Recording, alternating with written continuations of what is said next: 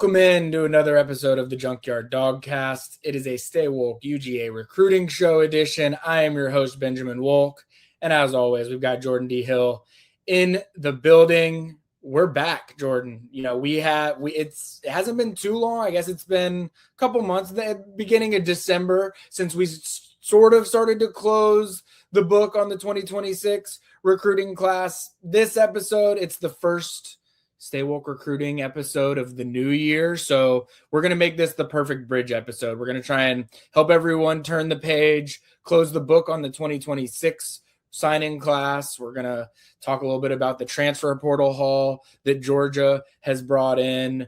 And then we're going to turn the page really to the 2027 recruiting class because things are already moving and shaking as we look ahead to that group. To bridge it all, we've got some huge commitment news out of the 2027 cycle. We're going to look back, like I said, at the 2027 recruiting weekends that Georgia has had in January, and we're going to tie it all together. We've got a couple interviews with our head of transfer portal, Cooper Petagna, and our director of scouting, Andrew Ivins. They're really going to give us the full picture on what Georgia's roster expectations should look like for that 2026 signing group, as well as the transfer portal group. Of course, we'll do some arrow pointing up. We'll do some predict to commit. Jordan, I hope you're ready to get started with the new season of predict to commit. But Jordan, we're back. We're talking recruiting. Yeah, I'm so glad that we're doing another one of these Stay Wolk episodes. I feel like I've checked in with you a couple times and been like, hey, are we going to do one this week? And I will say this, I think we timed bringing it back well because we've got an action-packed episode. I think it's going to be fun.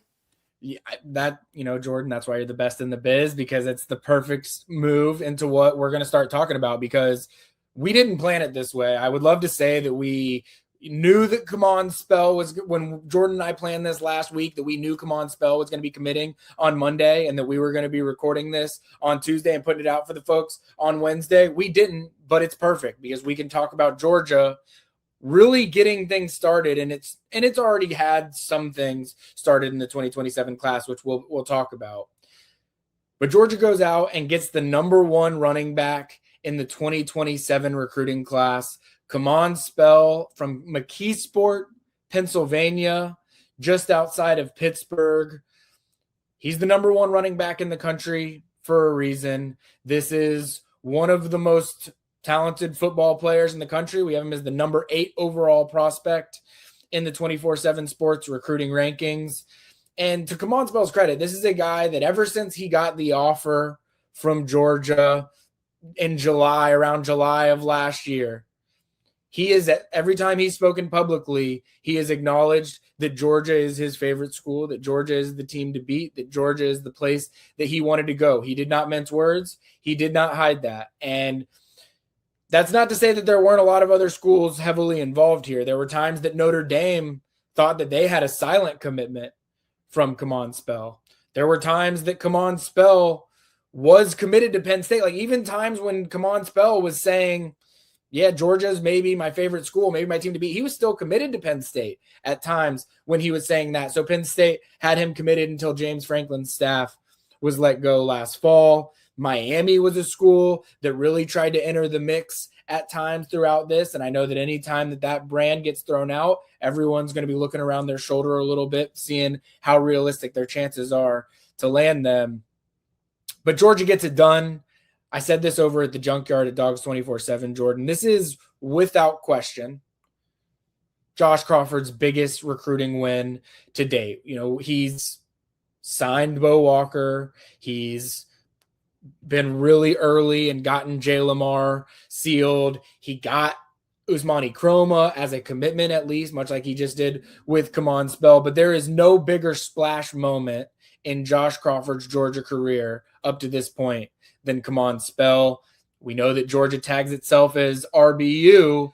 If Kemon Spell's ranking were to hold, and if he were to sign with Georgia in the 2027 recruiting class, he would be the first 5-star running back that Georgia had signed since Zamir White as far as the 24/7 Sports recruiting rankings. There's really no other way to describe it, Jordan, than this is a massive, massive commitment to start off Georgia's 2027 year in the recruiting class. Absolutely. And you talk about the win for Josh Crawford. And we were talking about this a little bit before we started recording, what the running back room could look like by the time Kemon Spell gets here in 2027. Is Nate Frazier going to the NFL? Where's Chauncey Bowens? It could be a big opportunity for Kemon Spell when he gets to Georgia. And if we want to in a few minutes, Ben, I can pull up his highlights. But Yeah. I wrote about Kemon Spell on Tuesday. Man, his highlights, they're just fun to watch. And there's certain positions that are just fun to watch the highlights, and running back is one of them. I described him as elusive. He's got really good speed. He just, man, he'll take a hit. He looked like a pinball on a couple of the highlights that I watched. I think there's a lot to like. And you talk about the talent, the first 5-star that Georgia's gotten since Amir White. I just think about going and getting a running back out of Pennsylvania. They did that once upon a time with DeAndre Swift. So I really like this one. We know as well as anyone that this is a long ways from being done, as everyone on the Junkyard reminded us as soon as we're like, hey, this guy committed. And I understand that. That's really always been the nature of college football recruiting, but especially in today's day and age, you just don't really know until, it's officially done. But then there's a lot to be excited about if you're a Georgia fan. I really liked what I watched. I think he's a guy that's very much a star in the making for Georgia. Yeah, no, pull up those highlights for people that are watching on YouTube. And I can speak to, I got to see him a couple weeks ago down at the Battle Miami. He's playing with the California Power 7-on-7 team that has produced guys like Lincoln Keys in recent recruiting classes for Georgia. But he is, I think, one of his strengths. Well, let's just prototypically, he's what Georgia looks for in a running back. I think he's listed at 6 foot, maybe 205 pounds. He might be a shade under 6 foot. I was probably looking him a little too eye to eye for me to say that he was 6 foot, but 5'10", 5'11 range, 205, can probably play up to 215. Really great, strong lower body. Has that breakaway speed. I think he's been clocked at sub 4.4 laser time 40-yard dash. So this is a guy that can flat out move at his size. I think balance is probably one of his strengths. You mentioned the pinball nature of his film. Like you got to have more than one guy to bring this guy down. And if you're not wrapping this guy up, he's not going to go down. He bounces off of tackles as well as any running back that I've watched in the 2027 cycle, and really the 2026 cycle, at least maybe other than Savion Hyder, comes to mind as someone that has had that balance and ability to just fight off tackles.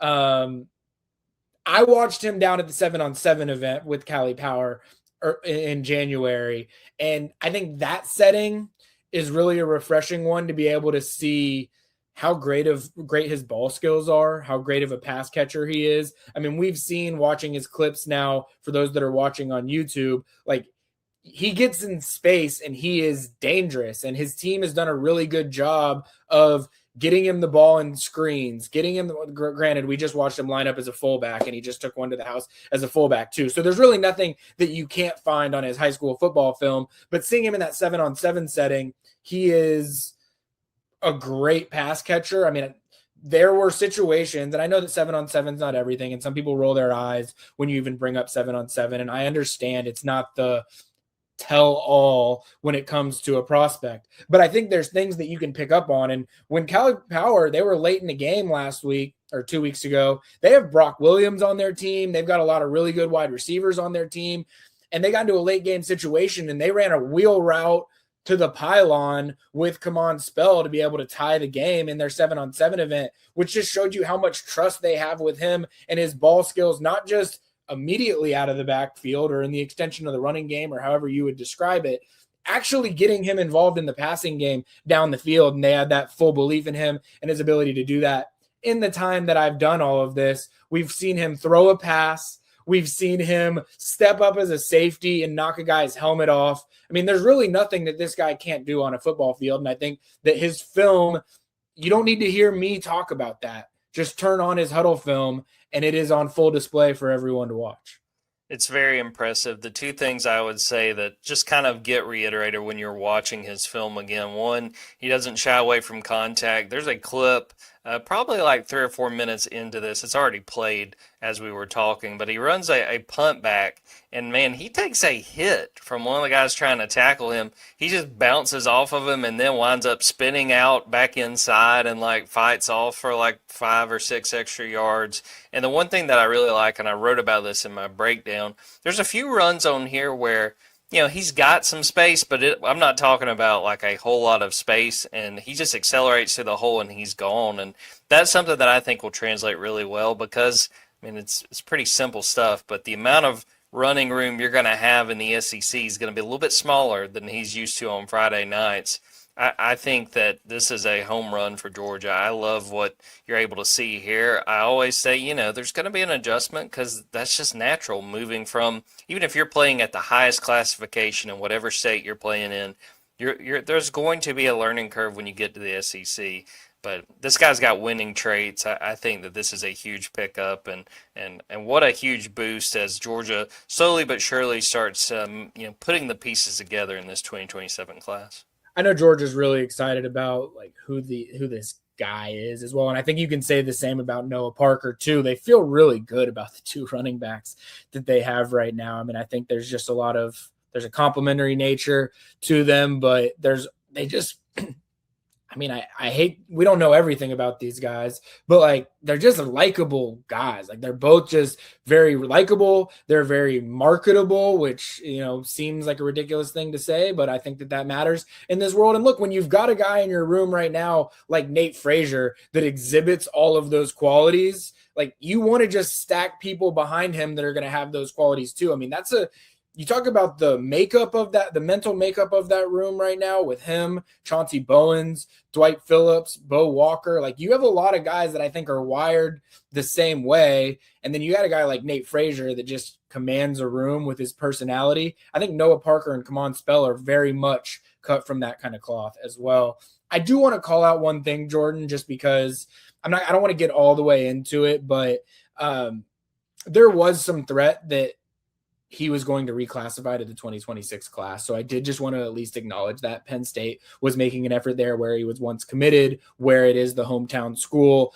I just want to call that out just to say, like, subscribe to Dawgs 24/7 because it's an ongoing situation, not just with Penn State, just with Kemon in general. And I think that it's because it's such a high profile recruitment, because it's something that people are going to be so fascinated by and locked into. I mean, for all the people, and look, there's people out there listening to this that have said this. They've said, I can't get worked up about college football recruiting anymore. Recruiting just doesn't do it for me like it used to be. Yeah. See Kemon Spell commit to Georgia and convince me of that, because the number of text messages or people on our board that are commenting or fully engaged or bought in to the Kemon Spell experience, it's hard for me to believe that you don't care about college football recruiting, because I think Kemon Spell proved otherwise, at least in terms of the feedback and reactions that I was getting from people who I have heard say those exact words in the past.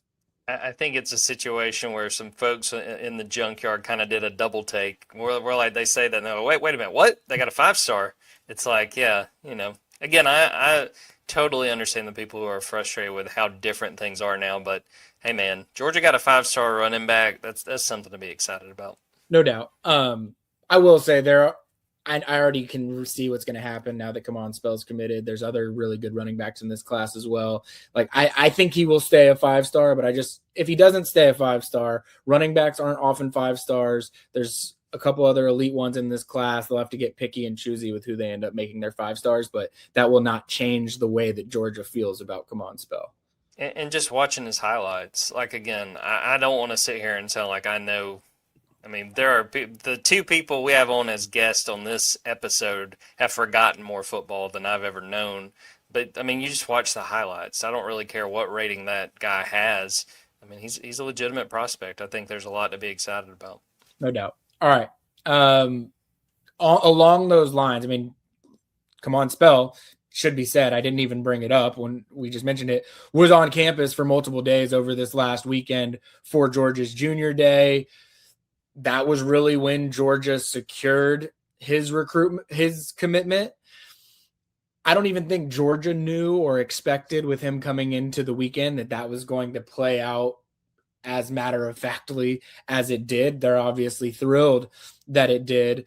But I only bring that up to say there were a lot of other prospects on campus in January. So Georgia had 2 big junior day events. They had the January 17th junior day event, and then they had the January 30th and 31st junior day event / day in the life event. So we'll kind of get into what both of those were. But they had a lot of prospects on campus. In-state, the first weekend especially was very, very in-state heavy. They also tried to bring in anybody like Kemon Spell that you could circle as elite out-of-state prospects that are likely to make decisions before official visit season.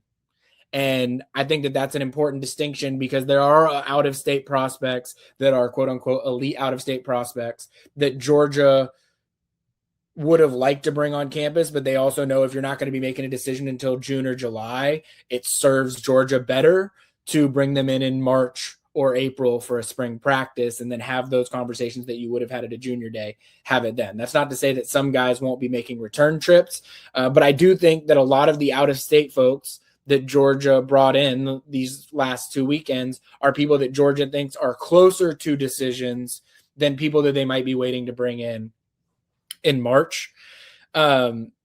I'm going to start with the January 17th junior day, just because it's a lot of names that we've written about at Dawgs 24/7. We've had updates with a lot of these guys over the last 2 weeks. So again, please go over there and check out more in depth than what I'm going to be talking about there. But on the offensive side of the ball from that first weekend, there were a handful of names that really stood out to me that I wanted to bring up. Tight end Jackson Dollar from North Carolina. We're going to talk about another tight end from this most recent weekend, but these are 2 guys that I think we know Todd Hartley is the best of the best. And we know that there's rare times that we can count Todd Hartley misses, right? Like he wanted Elias Williams and Ethan Barbour, and he got Elias Williams and Ethan Barbour. He wanted Lincoln Keys and Caden Prothrow, and he got those 2 guys. Now, we also know that he wanted Mark Bowman last recruiting cycle as much as anyone that I just named, really, and Georgia was not able to get Mark Bowman. That only reinforces to me, like, I'm not expecting necessarily to see 2 Todd Hartley misses in a row. You know, I'll bring up the other guy in the 2020 or in the January 30th to 31st weekend. But Jackson Dollar is a name that I think is a little underrated. I think that he is going to skyrocket in the 24/7 sports rankings, which you might get a little teaser of that later in the episode as well from Andrew Ivins. Georgia really, really likes this guy. I think that there is a high possibility that Georgia is able to land this guy as well. Jatori Williams is a name that has come up a bunch in the Georgia sphere over the last year or so. He's visited Georgia a lot. Georgia coaches have gone to Phoenix City or Central in Phoenix City, Alabama to go see this interior offensive lineman play basketball. They've gone to see him play football. He visited Georgia for the Alabama game this year and then committed to Alabama the next day and then kept taking visits to Georgia. I think he took 2 more game day visits to Georgia after committing to Alabama the day after Alabama beat Georgia this season. He then decommits from Alabama in December and gets on a junior day visit to Georgia as his first possible junior day visit. It kind of reminds me in a weird way, obviously much different circumstances, but Zyke Helton and Mason Short were both committed to Alabama at one point and right around this time of year, and Dontrell Glover as well.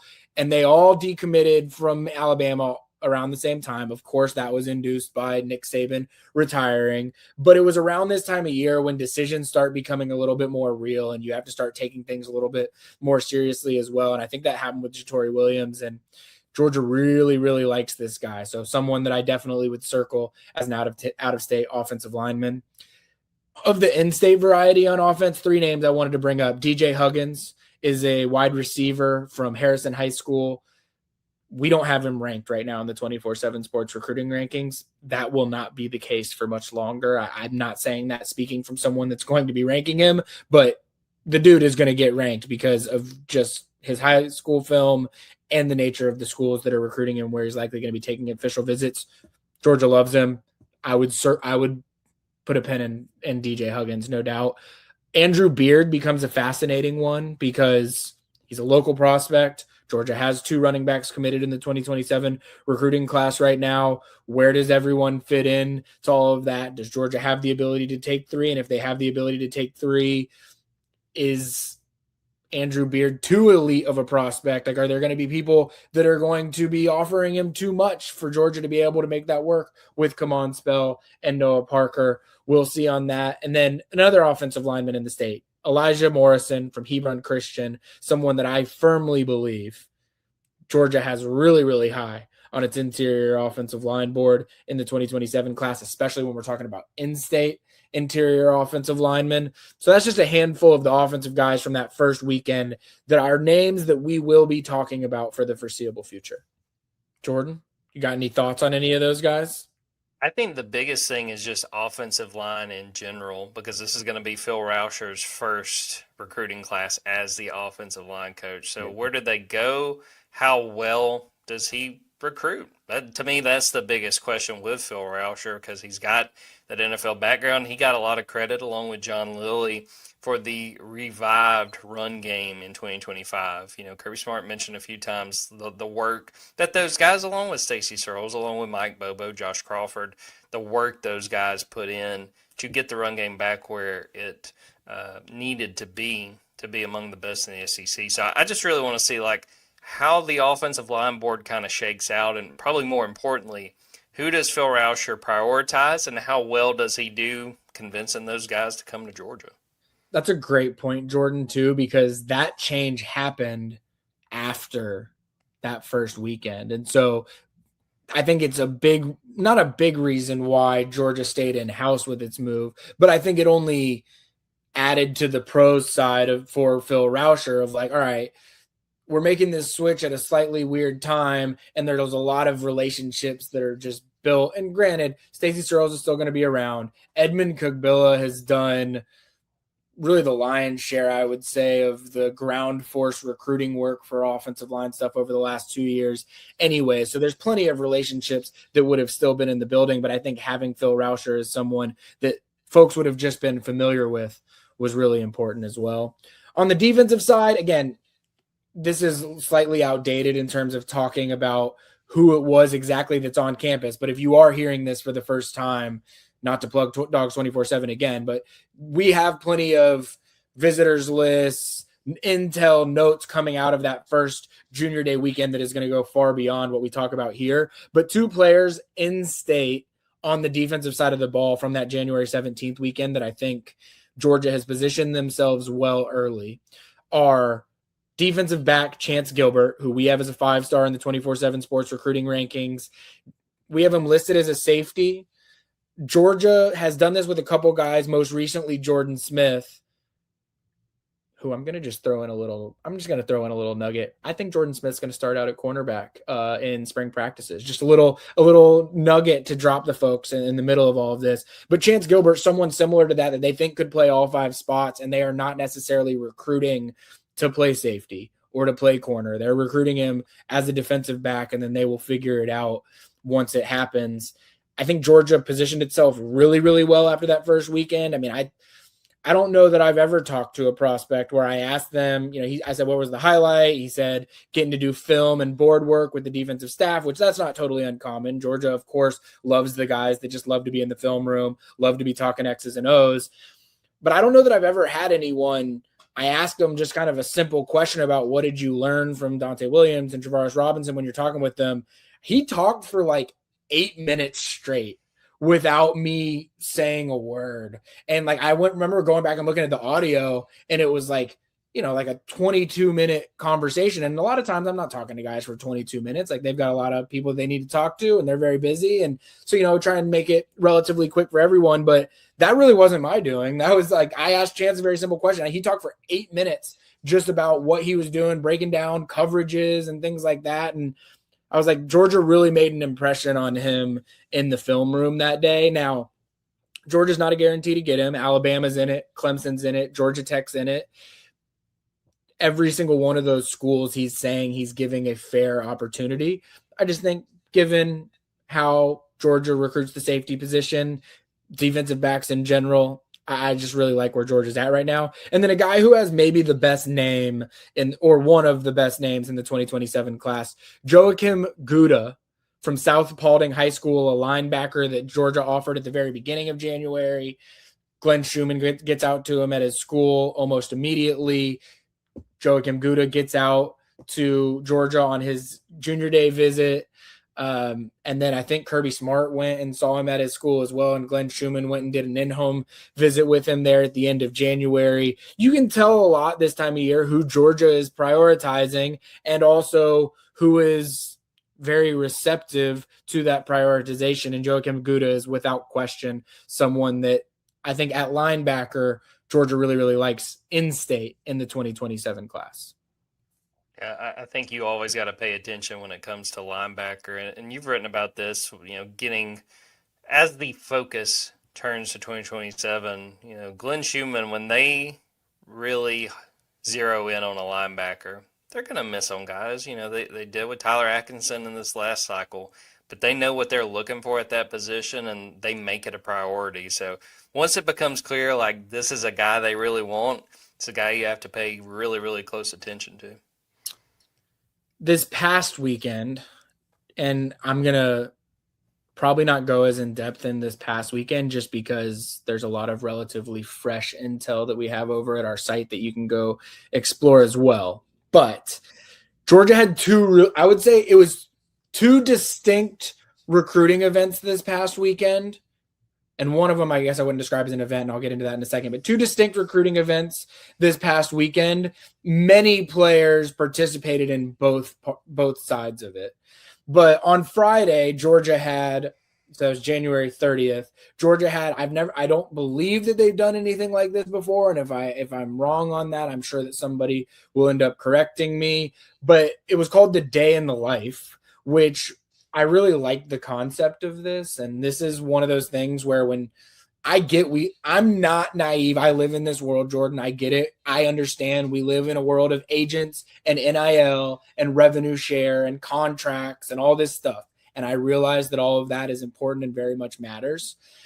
I also believe that relationships and experiences help make the negotiation process related to all of those things infinitely easier, infinitely less stressful, and probably much more, I shouldn't say infinitely, it's still really stressful, but it also makes it possible for you to be able to get guys on more favorable team side deals that will allow you to stack rosters the way that Georgia likes to do it. And so I bring up all of that to say, relationships are still important. There's a reason Georgia sends its coaches to do in-home visits. There's a lot of schools that have stopped doing in-home visits. And in-home visits used to happen in December, right before signing day. Now these in-home visits are really happening in January. And Georgia has emphasized the in-home visit as much as anybody in college football. And I don't think that it's a lost art. I do still believe that it matters. And so I think that type of stuff matters. I also think the way that you make people feel in the experiences that they have when they visit Georgia matters. And I think that the Day in the Life was a unique approach that Georgia is taking to say we are trying to bring guys on campus so that they can come to campus but not really feel like they're being recruited for a day. Like they don't have to feel like they're going to a meeting. They don't have to feel like they're going to sit with Coach Smart and feel all this pressure and whatever that might be. They don't have to, they're not expected to do anything other than you get assigned to a specific player and you just hang out with that player for the day. If they go to class, you go to class. If they go to a restaurant to go grab a bite to eat, you go to the restaurant to grab a bite to eat. If you go to a workout, you go do the workout. If they just want to go hang out at the dorm with a couple other guys or go hang out in the football practice facility and do whatever they're doing in there, like they were just experiencing that. And the feedback that I've gotten from guys like wide receiver Amari Patterson, from offensive lineman Joshua Samapel, from tight end Brock Williams, from defensive back Jaden Aparicio Bailey, defensive back Adrian Cole, defensive lineman Seth Tillman. Like, I'm just naming a few of the guys. Like, these were players that I believe went intentionally to Georgia for the day in the life day because they want to really know and understand what does it look like to just be a Georgia football player for a day. And I think it was a very smart, conscientious approach that Georgia took to the Friday version of the weekend. I don't know about you, Jordan, but I just think it's a really good recruiting idea. And just based on the conversations that I've had with players, I think it really resonated. No, I think it's a great idea, and it's very much okay. You want to be a Georgia Bulldog? Well, this is what it means to be a Georgia Bulldog. And I think it's a great idea. You want to get it across to players like, yeah, they want you to be part of the program. They want you to be able to come to Georgia and be part of championships and, contend for a national title. But then you get to see up close. This is what it takes. This is what your day, again, it's what your day's going to look like. So figure out if that's what you want. If not, then maybe Georgia is not the place for you when it comes down to time to make a decision. No, completely agree. And then that second weekend was another junior day. It was almost a replica, I would say, of the first one. They just, for people that don't know what happens at a junior day, they show up, they meet with the Georgia staff, all stands up and introduces themselves to the families and prospects that are in attendance. They play a little trivia game. I do know that the first weekend, and maybe this is part of the evaluation process. I don't know. The first weekend, I know that the offensive guys completely dominated the defensive side of the ball in the trivia game. My understanding is that the defensive side won by like a point or so in the second one. So it seems like maybe some of the defensive guys, maybe more heady type of players in that second group, that second weekend. But yeah, that January 31st junior day weekend, they went to the basketball game. There was the snow, which I do think played a favor for Georgia in this one because there were several guys, Kemon Spell being one, that ended up staying longer than they had originally planned because it just was easier from a travel standpoint to wait it out. I know that I saw a lot of good video from Dante Wright, Georgia commit, that he had put out of the Georgia campus and just checking things out in the snow. I thought it looked pretty cool as well. But yeah, I mean, I think that it was a very successful weekend. I think that Kemon Spell is just the tip of the iceberg when it comes to people that were on campus this past weekend who will ultimately be in Georgia's 2027 recruiting class. Do you think Kirby Smart was out there telling the folks working on the road, hey man, it's dangerous out here. It's very easy to overwork yourself in the cold temperature. Just hang out. We'll just deal with this on Sunday. Don't worry about it right now. I was thinking about this with Kemon Spell because he was supposed to be at Penn State 2 weekends ago. And he lives just outside of Pittsburgh, which I don't know Pennsylvania geography perfectly, but I do know just from speaking to folks up that way that there were plenty of other players from the Pittsburgh area that were still able to make it that weekend. But weather ended up causing Kemon to be unable to take that Penn State visit. If you're a Penn State fan and a guy can't get from Pittsburgh to Penn State because of weather, and then you see him the next weekend and he's at Georgia, who everyone knows the state of Georgia doesn't know how to handle even an inch of snow, and he's down there for multiple days posting videos hanging out in the snow, and then he commits 24 hours after he gets home. That has to be a tough pill to swallow a little bit. The other thing I wanted to say, how many followers do you think we need to get on here before you are hosting the Junior Day trivia? You get to be the Alex Trebek of the Junior Day. I think we can get there. We really need, support from viewers like you. Just come through for us. I want to see. I think this is a big opportunity just waiting for Ben. I agree. I would love that. Something tells me there's a few people on the pecking order ahead of me in terms of likely to get to host that trivia session. But hey, anyone listening to this, maybe one day we all can aspire. We can all dream. I don't hate it, Jordan. I will bring up, and I know we're just now turning the page to the 2027 class, Jordan, so I don't want to overload people with names from the 2028 class, but I promise everyone I would not be bringing them up if it wasn't for the fact that Georgia views these guys in a really, really, really high regard. Everyone knows the number one overall player in the 2028 class, Jaden Wade, quarterback, who we might be talking about as a 2027 guy at some point. Who knows? I don't really have answers on that, so it's really not fair for me to even speculate.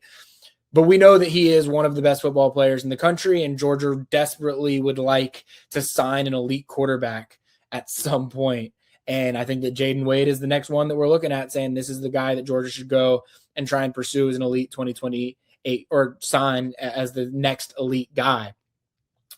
4 other guys that I would put in his category. Like I really would say like these are all in his echelon of talent in terms of how Georgia views them as players. His offensive lineman, Major Green, down at IMG Academy, is the number 1 interior offensive lineman in the country, the number 6 overall player in the country. Kevin Hartsfield is a running back from the state of Georgia. Familiarize yourself with Kevin Hartsfield. We haven't seen an elite in-state running back of Kevin Hartsfield's caliber, in my opinion, in several years. He's the next one that will be the guy that we're talking about as an in-state 5-star running back type. I truly believe that. Asa Wall, I should have probably led with him because he, like Jaden Wade, are the faces of the 2028 recruiting class. I actually got to see Asa Wall at the Rivals camp on Sunday, and shout out Rivals for allowing someone from 24/7 to be at the Rivals camp as well, just because it gives me exposure to see some 2028s and 2029s that I wouldn't otherwise have been able to see. It was actually my first time getting to see Asa Wall in person, and I see it. He's not the tallest tight end that Georgia has recruited, but he has natural ball skills. He's an elite route runner. I see what Georgia sees in him. And then another guy that I saw there as well, Casey Barner, is a safety that's going to draw every Caleb Downs comparison in the world. And especially if he somehow ends up at Ohio State and maybe even Alabama, I guess, people will be giving him Caleb Downs comparisons all the way through the time that he's going to the NFL draft. But I get why he is one of the best safeties in the country. And so, yeah, those are 5 guys. I'm not expecting everyone to remember everything about all 5 of those guys, but we will be talking about and writing about Jaden Wade and Major Green and Kevin Hartsfield and Asa Wall and Casey Barner for a long, long time. And sometimes we're doing that a little bit earlier in our little Georgia sphere than what happens nationally, but just know all 5 of those prospects will be major, big-time national prospects for the next 2 years. So get used to their names. Yeah, pay attention if Ben is bringing them up this early. I am going to say I'm glad you brought up Kevin Hartsfield because this gives me some time to start coming up with like Hartsfield Jackson puns. He's taken off frequent flyer miles to the end zone for Kevin Hartsfield. I mean, it's right there. I gotta really workshop some of these. Well, I went through this exercise a little bit yesterday, and I haven't found the right guy, so I'm not going to pick and choose specifically. But if Kevin Hartsfield ends up being the priority running back in the 2028 class, and he would probably, based on the nature of his game, maybe cheaper for Georgia than others, but still will be a competitive recruitment. I'm going to be looking for who the right last name Jackson is to be the complimentary back. I think the Hartfield Jackson backfield would be second only really to the Blue Smurf backcourt, which I am a big fan of.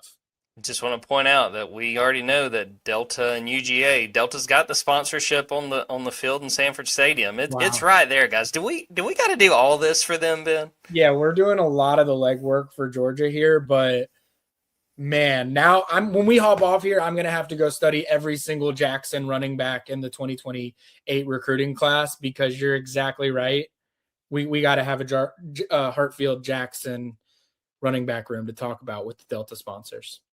All right, Jordan, your ideas are amazing. Sorry, Jordan. All Jordan has to do is come up with a brilliant idea like that, and now I'm completely thrown off for the rest of the episode. But that's okay because we're now actually it's not gonna be Jordan and I doing the heavy lifting here. We're gonna jump to a quick break.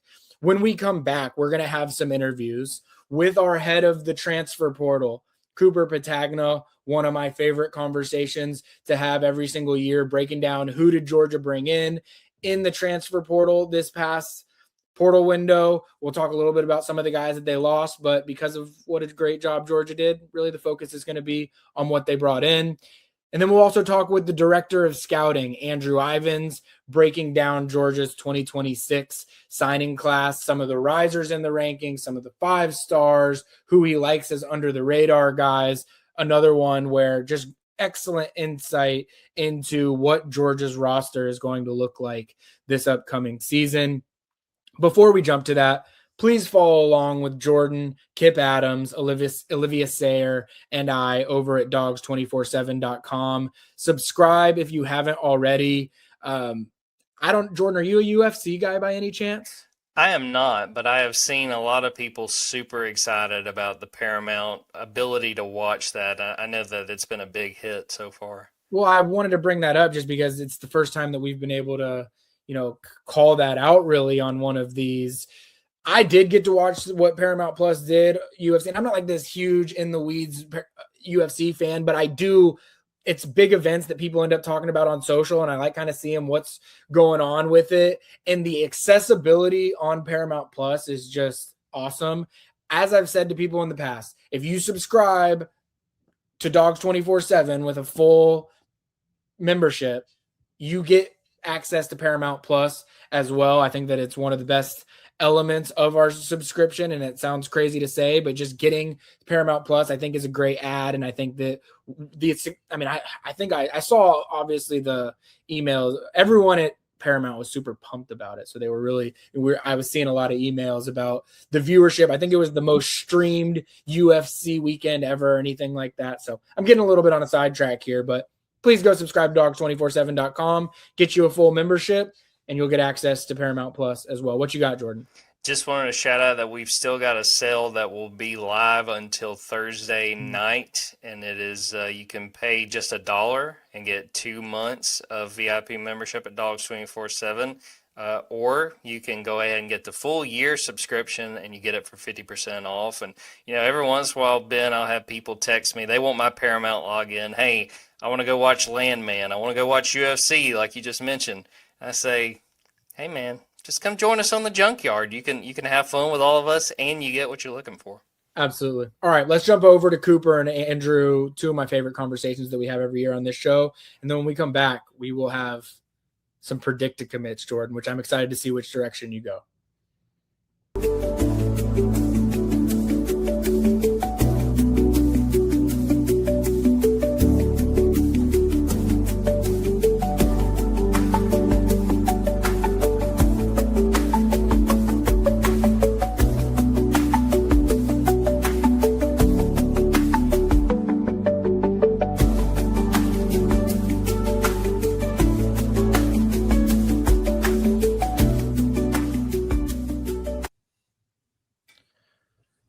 Welcome in to the show. A very, very, very special guest, a recurring guest, someone that our audience, maybe the best reviews and feedback we've gotten on any episode ever was when we had you on this time last year.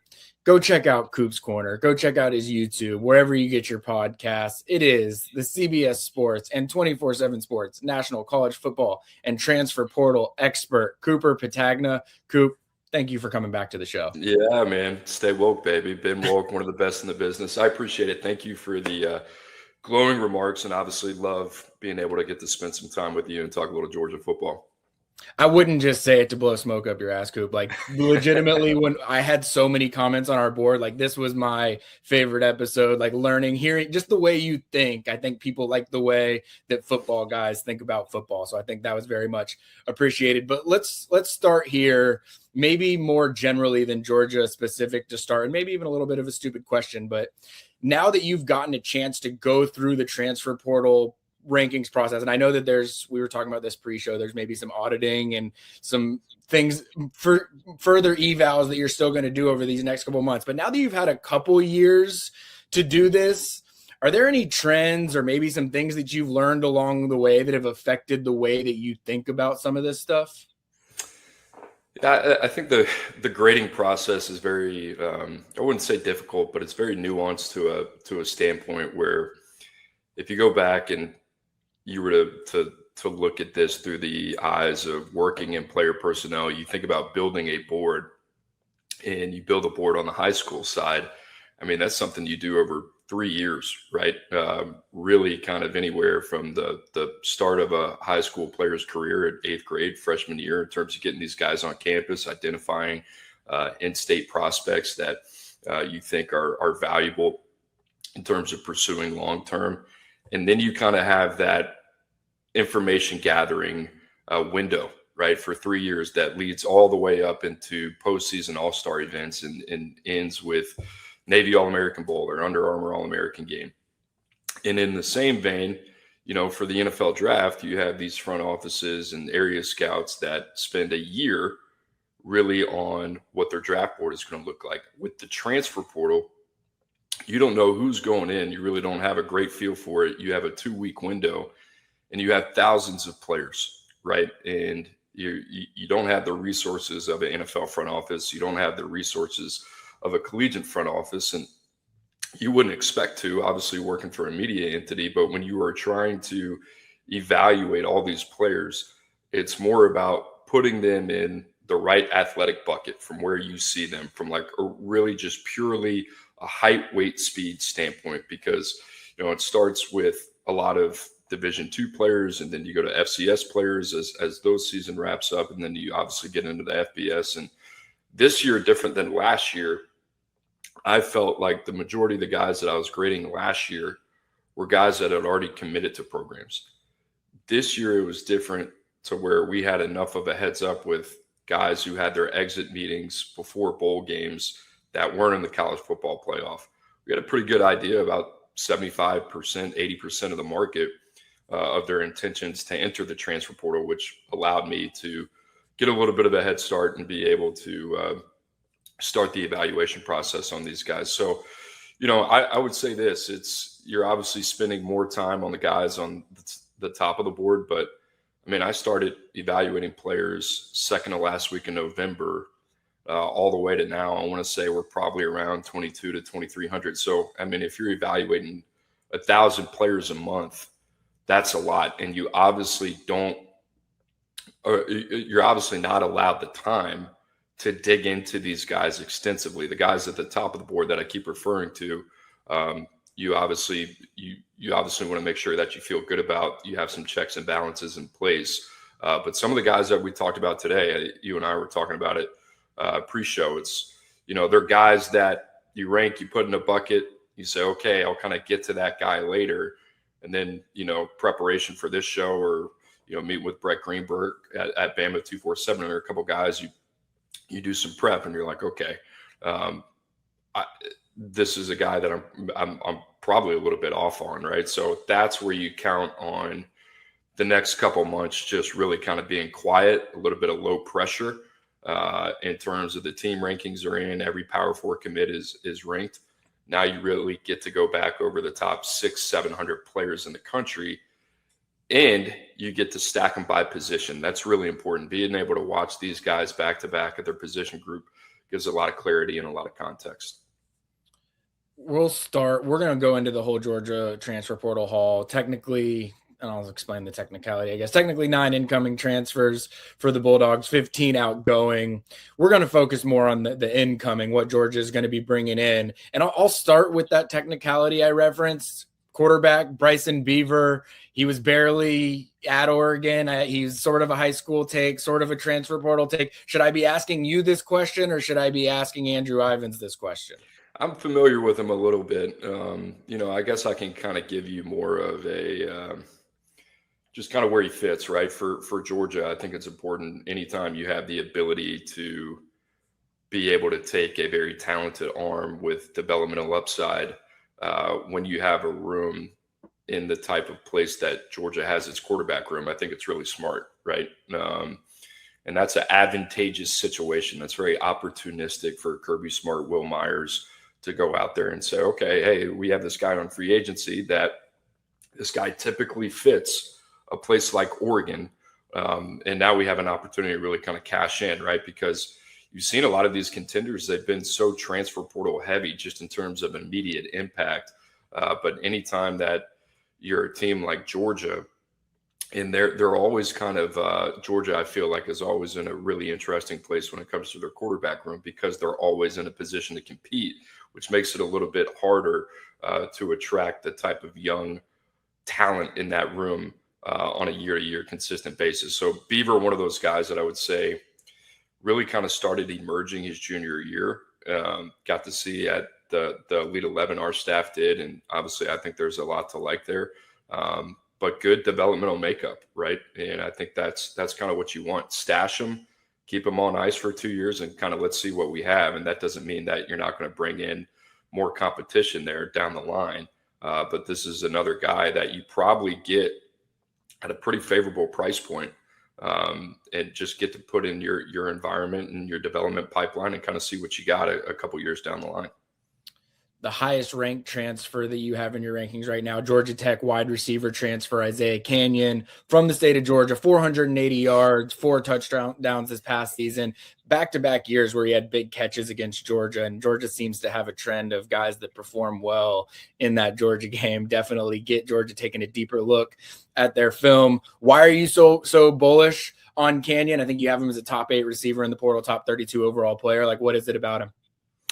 I love him. I mean, even going back to the athletic makeup coming out of high school, he was very much a projection, right? But 6'4", 215 pounds. And you see what he's been able to do through 2 years at Georgia Tech and under Haynes King and Buster Faulkner. They obviously leaned on the run a little bit more, but this is a guy with opportunities that I think could absolutely skyrocket, both collegiately and then in terms of how NFL evaluators see him at the next level. And this, obviously, going back to Colby Young in years prior, Georgia obviously likes to have this big body X type of receiver.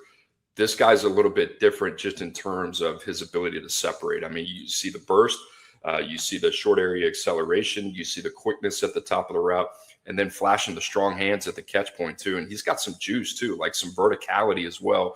So there is some stuff to him athletically. It's a little bit different than the guys that they've had in the past, a little bit different than Noah Thomas, a little bit different than Colby Young.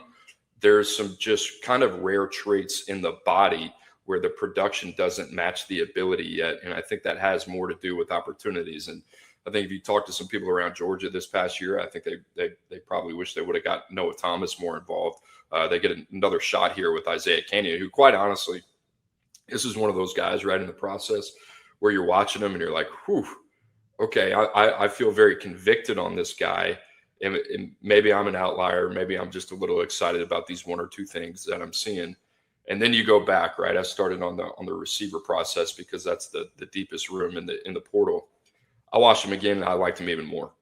So I felt more convicted, and that's kind of the feeling that you want as an evaluator. But yeah, this guy's ability, dependability outside the numbers. And then I would also say in the middle of the field as well, he's kind of got some 3-level stuff to him. So a lot of fun, man. And it's the arrow's up, right? You want ascending players to bet on, and that's Isaiah Canyon all the way. This is why you're the best in the business. I had a follow-up question to ask about Colby Young and Noah Thomas and how you feel like this body type and his skill set compares, and you went ahead and answered all that before I even had to ask it. So that's why you're the best. We'll pivot to the edge room, Jack outside linebacker room, Chidera Uzo-Deribe's room at Georgia. They lose a couple guys to the portal, Elo Mendoza to Purdue, Chris Jones to Boston College. They needed to beef up that defensive front. They identified Amaris Williams out of Auburn early as that guy, former 5-star type. I think he's the second highest ranked guy right now in your transfer portal rankings that Georgia's bringing in. What kind of instant impact do you think he can have? Is he a pass rush type? Do you think he's bringing more than that? I know pass rush is an area that Georgia has struggled the last 2 years, especially the last year. How do you think he can help on that front? Yeah, definitely a DPR, but I mean, he's sturdy, man. Like he packs a punch. He can play the run. He could be a 3-down guy. I don't think that's a issue at all. At 6'2", 260, and a guy that we had ranked as a 5-star a couple years ago. And it's always really interesting when those type of players jump into the portal, because for me, it's kind of like a status check. Like, where are we, right? And I think the narrative around Amaris over the last 2 years, you look at Auburn and what they've had on their defensive line, and that's been a really good group under DJ Durkin. And Amaris only played 210 snaps last year. That being said, there are no shortage of flashes, and you can very quickly understand when you're watching Amaris Williams why we had him ranked where we had him ranked coming out of high school. I think the biggest thing with him is the twitch and the speed to power ability. He's got lead hands. At 6'2", the length kind of comes up a little bit, but it doesn't show up on tape. I mean, his ability to move opposing offensive linemen against their will and he's got a little bit of a relentless tenacity to him. He's one of those guys where you instantly think to yourself, I'm missing something, right? Because 210 snaps with the ability that he has doesn't make a lot of sense. We saw this very similar last year with Prince Will Umamielen, who had less than 250 snaps. He had 1.5 career sacks. You hear the narrative around him, and then you turn on the tape and you're like, what am I missing? Right? Like, and if you scout the box score, then you're not going to get the entire context of the situation. And with Amaris, this is a guy that is a very highly active player that has some versatility, that you can move around, that can be a 3-down player. And I'll just be honest with you, has all the physical clay to be a top 32 NFL draft choice. And there's not a better situation for him to go into and continue to develop than Georgia. Because the biggest question with Amaris that really kind of held him back, quite honestly, was nothing physically. You talk to some people at Auburn under the former staff, and he's had some off the field issues, and there's some stuff there where they felt like, hey, we don't know if this guy's ever going to be able to reach his full potential. That being said, this is what Georgia does. They major in this. It's the same thing when I was at Alabama for a cup of coffee that Nick Saban did, able to take these kind of distressed assets that don't fit in from a character standpoint, that don't really understand the culture, development, the work ethic. You put them in a championship environment. You put them in that environment where Kirby Smart's got a microphone and dog cussing your ass, 2.5 hours a day. That's what they need, right? And Amaris Williams, it's not about physical ability. I think he can be one of those guys like Umamielen, went from a guy that had a 1.5 sacks to 9 sacks, who was extremely active and now is the number one edge in the portal when he went in. I'm a tad lower on Amaris from a grade standpoint because of the off the field stuff. I would have been higher, quite honestly. But I love him, man. And it would not shock me if he ends up being the best edge out of this group, quite honestly, if he can get it right. And it just comes down to what's between the ears. I mean, the ability stuff is not in question whatsoever. No doubt. I don't want to say that Georgia went over 3 last transfer portal cycle in the safety portal. But Adrian Maddox is now at Kansas State. Jaden Harris is at Kansas. Neither of them played a whole lot. Zion Branch maybe was the pleasant surprise, if you will, just getting some burn there late in the season. But Georgia felt that it needed to go back to the drawing board at safety this portal window as well. They also lose Janelle Aguero to Ole Miss. So they get ECU's Jamarly Riddle. They go and get Clemson's Khalil Barnes. What is Georgia adding at safety in those two guys? Where do you see them fitting in? I know you mentioned Riddle as someone that you're, looking at. Maybe you liked him more the second look than the first look. Like, what are you seeing from those two guys? Yeah, and that's a good jumping off point because, I was talking about, hey, the auditing process, you go back and you dig in, one, the length of time that you're able to spend on each player, and two, just getting to kind of know them better and then where they set up against the rest of the board. And two guys that stood out, I was kind of going through this exercise, getting ready for this interview, were Riddle and Barnes, Khalil Barnes coming over from Clemson.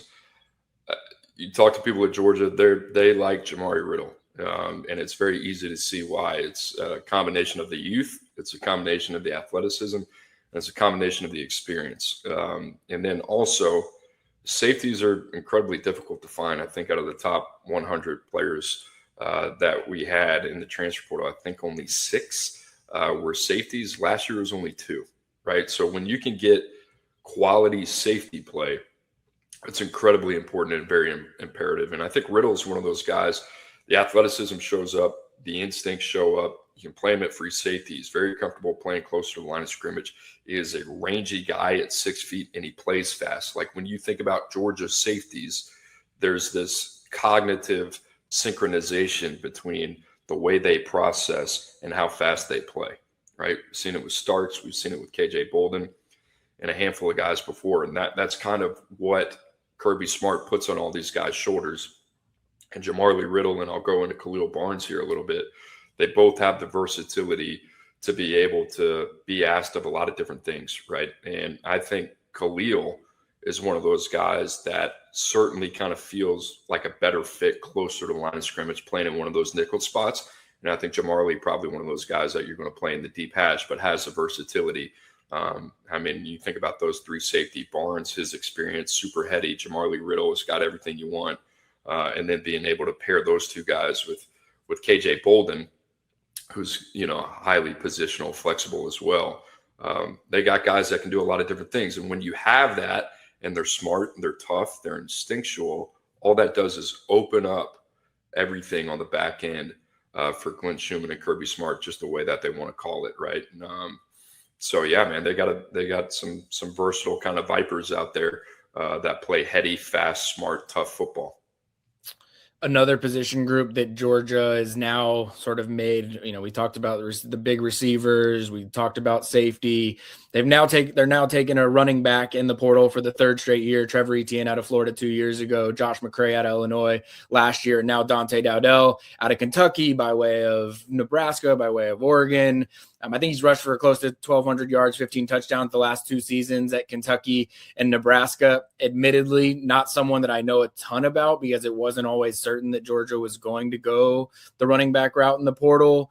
What should people be expecting from him in Georgia's 2026 running back room?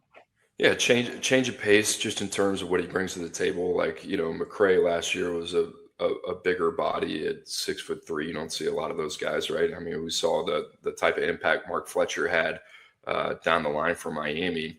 McCray certainly was a capable guy. And I think for Georgia, they like these big physical backs. And when you think about Dowdell, 6'2", 225 plus. He's been a productive guy. You said it, though. I mean, he started his career at Oregon. He goes to Nebraska, has a great year, then decides to transfer to Kentucky. The production kind of dips a little bit.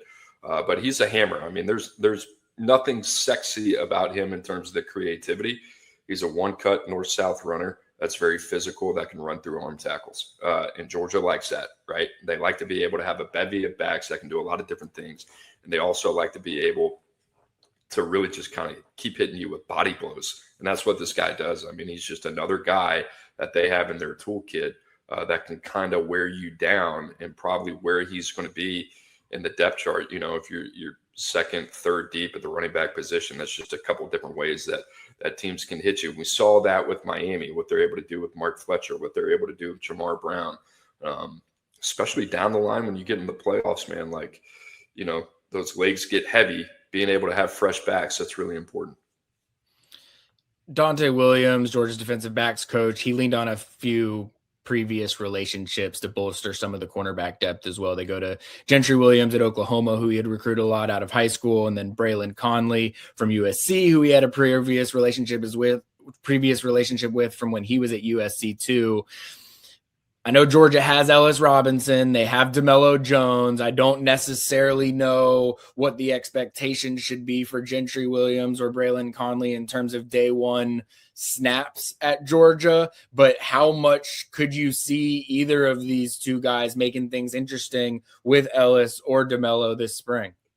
I mean, they're both very traitsy players, right? And I'll start with Gentry. Gentry was a guy that was highly coveted coming out, and last 3 years for him, it's just been injuries, right? It's been availability, lack of availability, that he's been dealing with a shoulder injury every year that's caused him not to be able to be on the field consistently. But when he is on the field, this is a guy from a trait standpoint, or like the reactionary athleticism.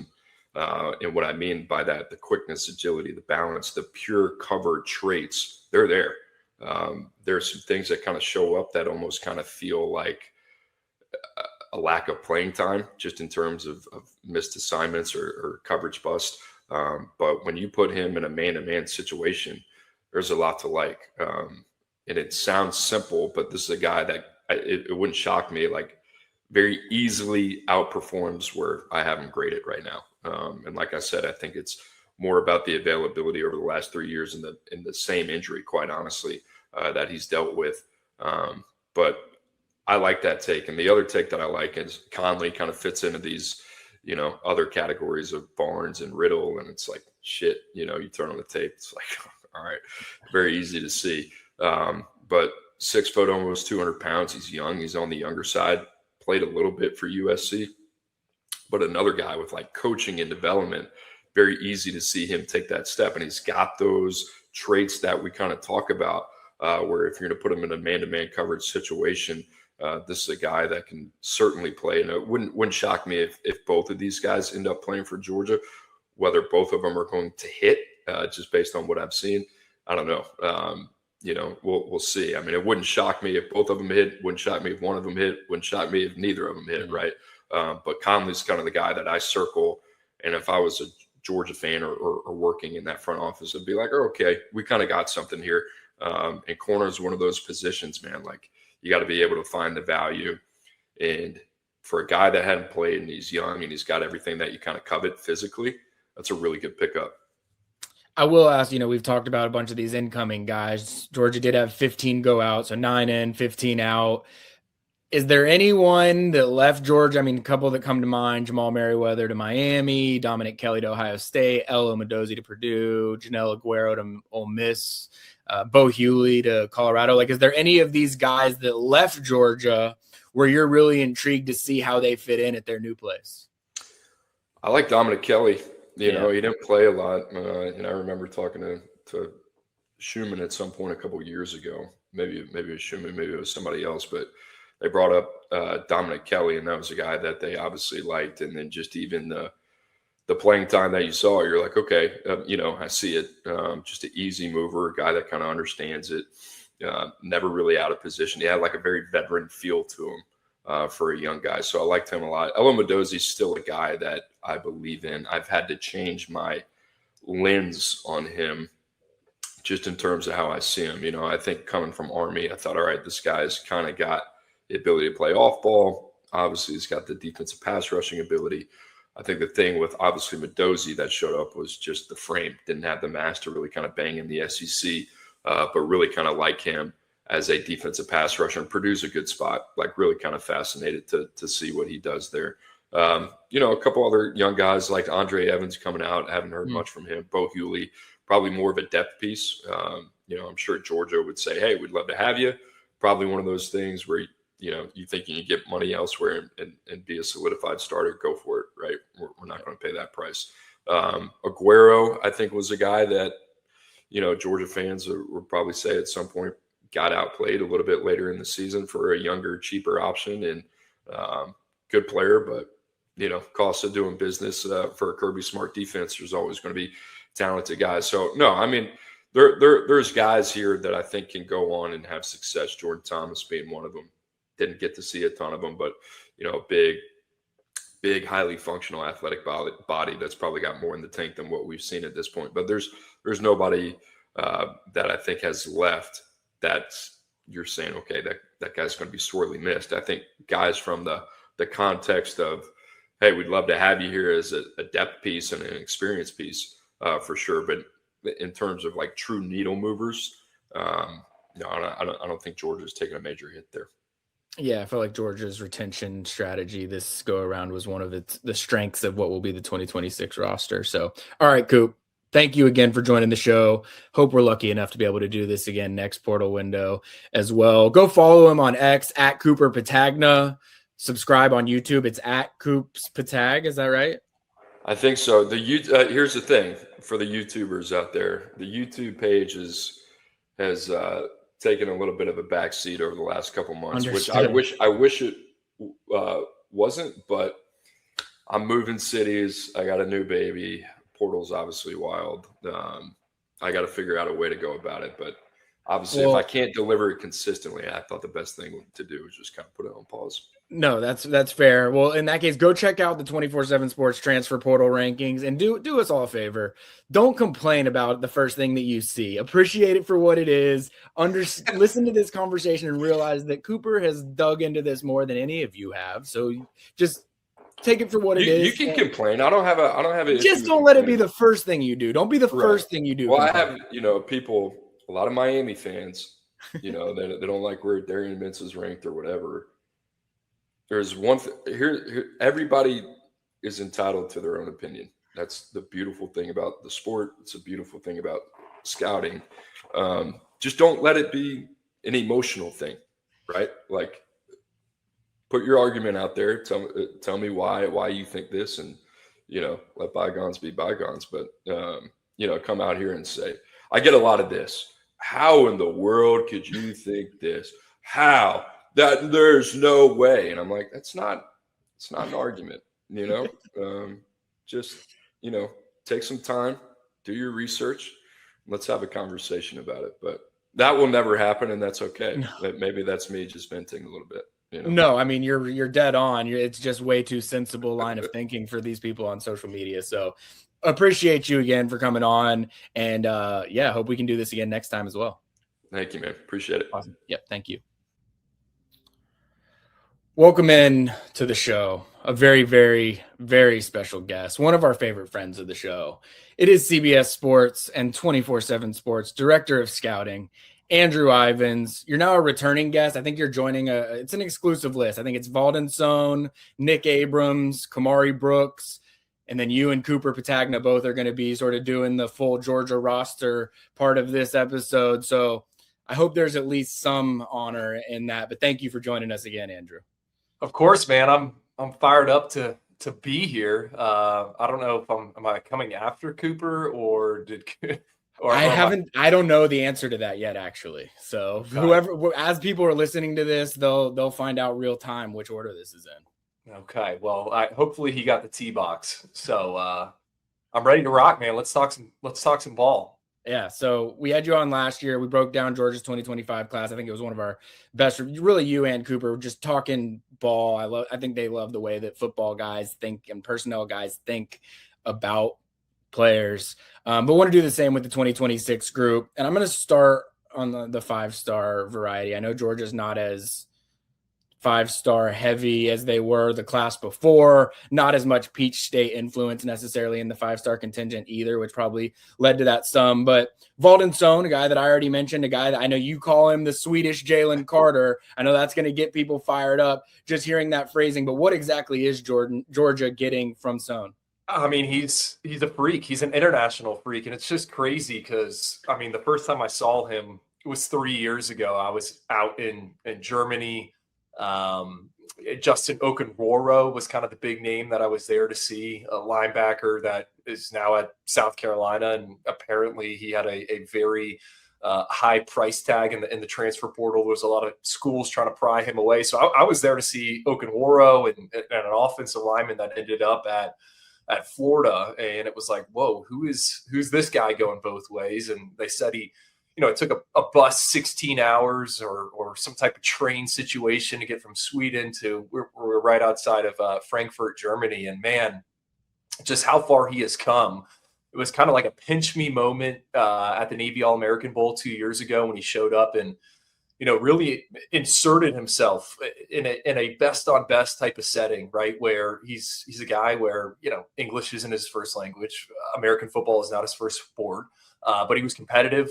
He was awesome there. And then, as we got into these senior seasons, we just loved what we saw from Valdon. And again, was doing it also on offense. And he was unblockable on defense there. So, he's a guy that's right there in the middle. And I think he's going to have a chance to make an impact, every single snap, right? Whether he's holding up traffic or creating some charge. And not a lot of guys that are over 6'3", that are over 300 pounds with kind of his testing metrics. So I think for Georgia, this is a sneaky good get. And I know we're going to be probably an outlier on him, but a guy we're pretty convicted in given the 5-star status. I mean, Swedish Jalen Carter, that's gonna get people fired up just hearing that. So I asked Cooper this because he's a short-term signee, I guess is what the industry phrasing for it is now. So I didn't even know, should I ask Cooper about this? Should I ask Ivins about this? So I'm gonna ask you about Bryson Beaver because I think that you probably got a deeper look at him than anyone, seen him out at the Elite 11, scouting him throughout the entire process. Georgia misses on Jared Curtis late. They end up having Bryson Beaver was their attempted signing day replacement plan. It ends up happening a couple weeks later in the transfer portal. How do you like this QB choice for Mike Bobo and company?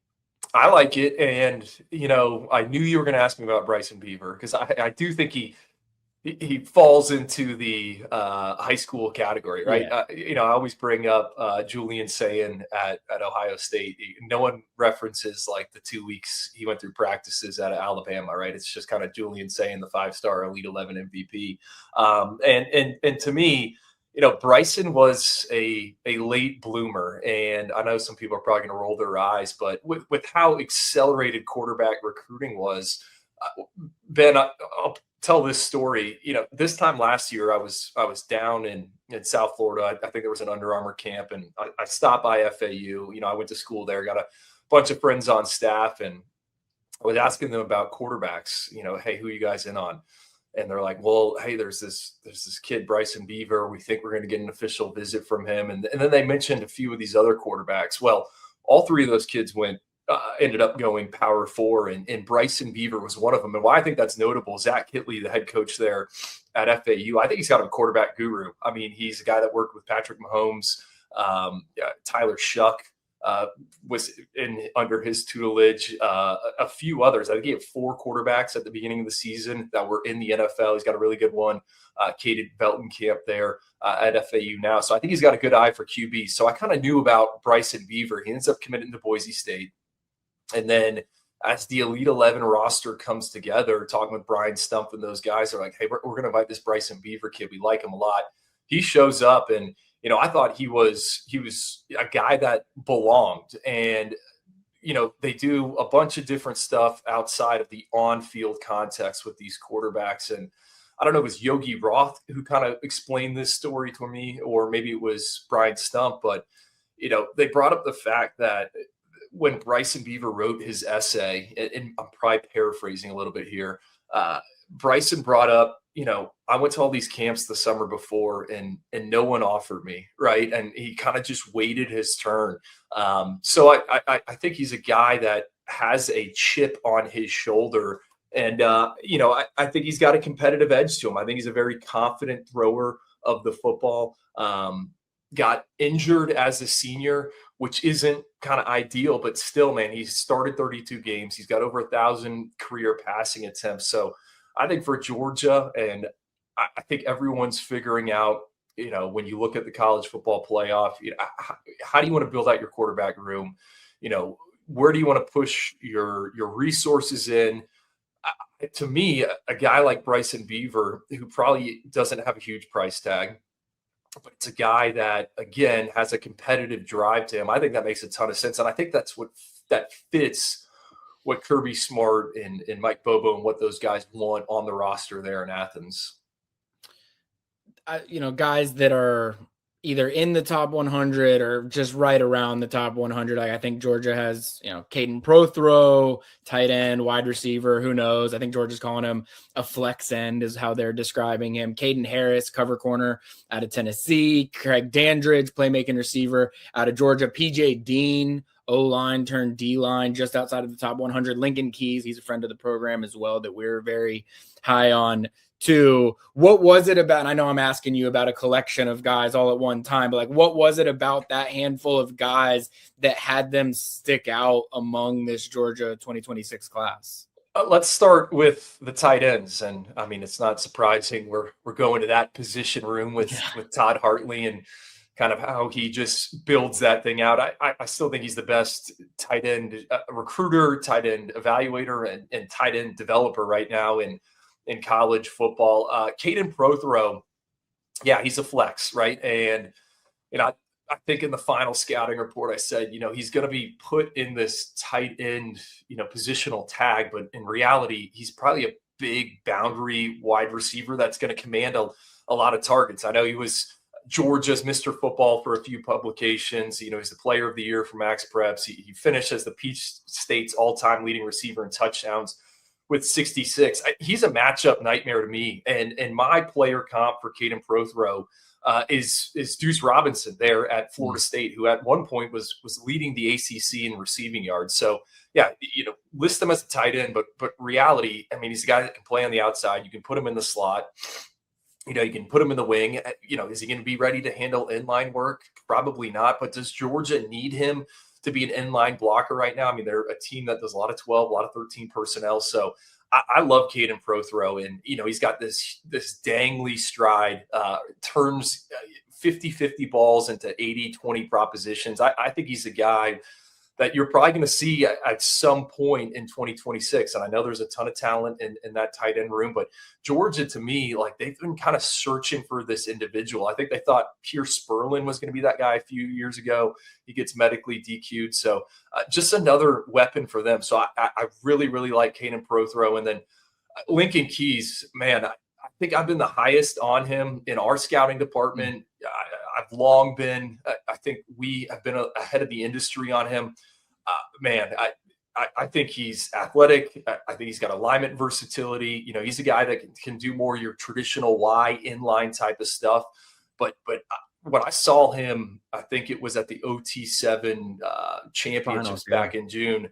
He was doing some things as a route runner where you saw it on tape, but just to get that, your eyes in person matching what you saw on the film. I mean, he's gone 11.43 in the 100-meter dash at 243 pounds. He's got a 4.36 in the short shuttle. So, he's a guy that I think, is going to give you an extra number in the run game. And then I think he can be, a go-to target in a passing attack, kind of similar to Oscar Delp. But I'm a huge fan of Lincoln Keys, and I love how he creates after the catch. So to me, like, when I look at this class, no surprise, like the two tight ends, and I know they got a third in there, but I really like those guys, and I think George is going to hit big at that position. Following up on one of those guys, PJ Dean is one that I'm intrigued by because he was an O-lineman for a long time that wasn't carrying weight the way that a lot of college O-line coaches would have liked. A lot of coaches recommended, hey, maybe defensive line is the best route for you to go. He makes that position switch, and that was really when he became a take for Georgia. Like, what have you seen from him that makes him or makes you as high on him as you are for someone that had to change positions mid-senior season or mid-junior season? Yeah, I mean, I think at one point he was like over 300 pounds, and the last number we had on him was like 255. I think for Georgia, like, perfect kind of scheme fit, because he's a guy that you can play up and down the line of scrimmage. And I think with him, it's the motor, right? And he's a violent player, right? You see him in pursuit, he finishes, there's pop in the hands, makes effort plays in the run game. So I like him. He's young. I think he's got a ton of developmental upside. I think he's going to the right place, just with, again, kind of how exotic Georgia can get on the defensive side of the ball. Is he someone that's going to be in the rotation year one? I don't know. But I think when you look at this recruiting class, like, he is a key piece and a guy that Georgia really needs to hit. I mean, Ben, you talked about it on the front end of the show.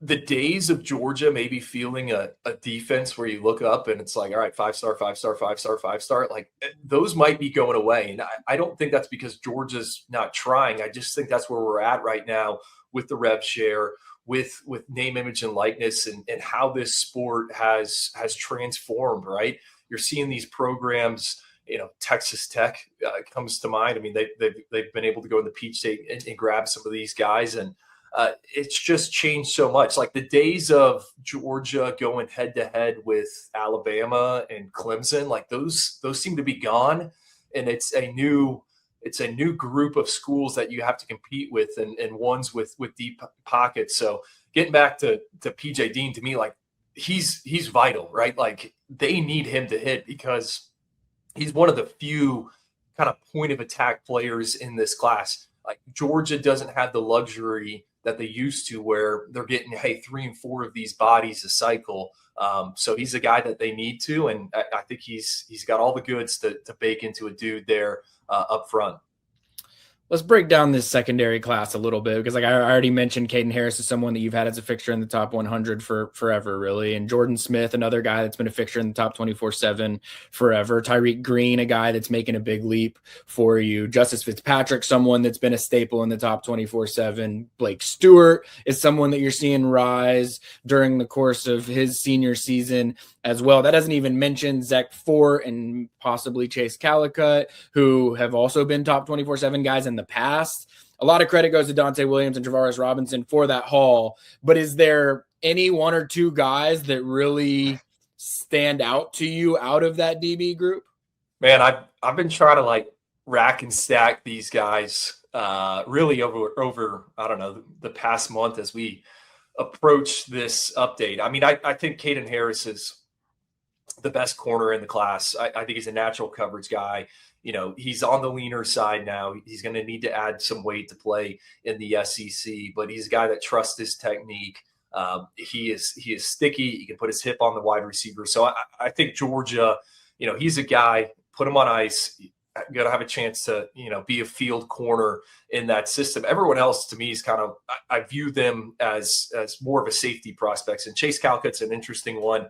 You know, love everything about him from a physical standpoint. Obviously, he had the off-field situation, which is kind of one of the reasons why we slid him out. I mean, I think he's a top 247 talent. Off the field, you know, that raises some questions. And you know, hey, when you only got 400 spots for blue chip prospects, you're going to go with the guys you know that are headed to college and everything's kind of squared away there, or you have as much information as you can. What stands out to me about was it like the 5 or 6 guys? Like they're all physical, right? They all can tackle. They all can come up and fill the alley. They have that in their DNA. You mentioned Tyreek Green. He's a guy that we went back and forth, and then you see him in the Georgia 6A state championship game with an MVP performance. You know, doing it on both sides of the ball. A guy that we just had to get up because I think he's a 5-tool player, and I think he's going to start off in that defensive back room for Georgia. But he could legitimately play both ways. And I think at the bottom line, what you're getting Tyreek Green is you're getting a special teams ace, right? Like this guy will do the dirty work, you know, throw out all the buzzwords you want. He is someone that plays with his hair on fire. So like, to me, he's got the highest floor, might not have the highest ceiling of the bunch. But man, he's a Georgia football player. Justice Fitzpatrick, Ben, it's funny. I can go back to the first day Justice Fitzpatrick got a scholarship offer. That's because he was at one of those satellite camps, and I pointed out to a Big Ten coach, I'm like, hey, that's Minka Fitzpatrick's younger brother. He was like in 9th grade at the time, and he had an offer that day, and then he just kind of blew up after that. A guy that, you know, sees it really well. Football instincts are there, but he has been injured, right?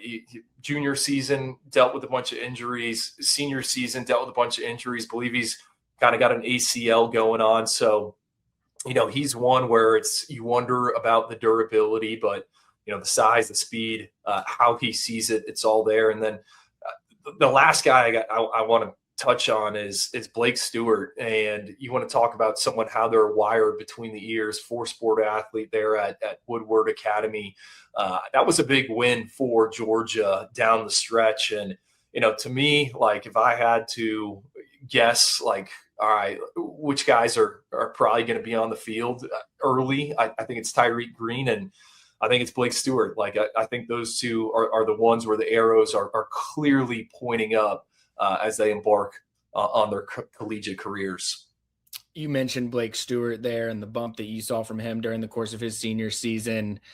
Another guy that we can say the same thing about Big Z Helton from Carrollton, Georgia. You just mentioned Tyreek Green in the state championship game playing both ways.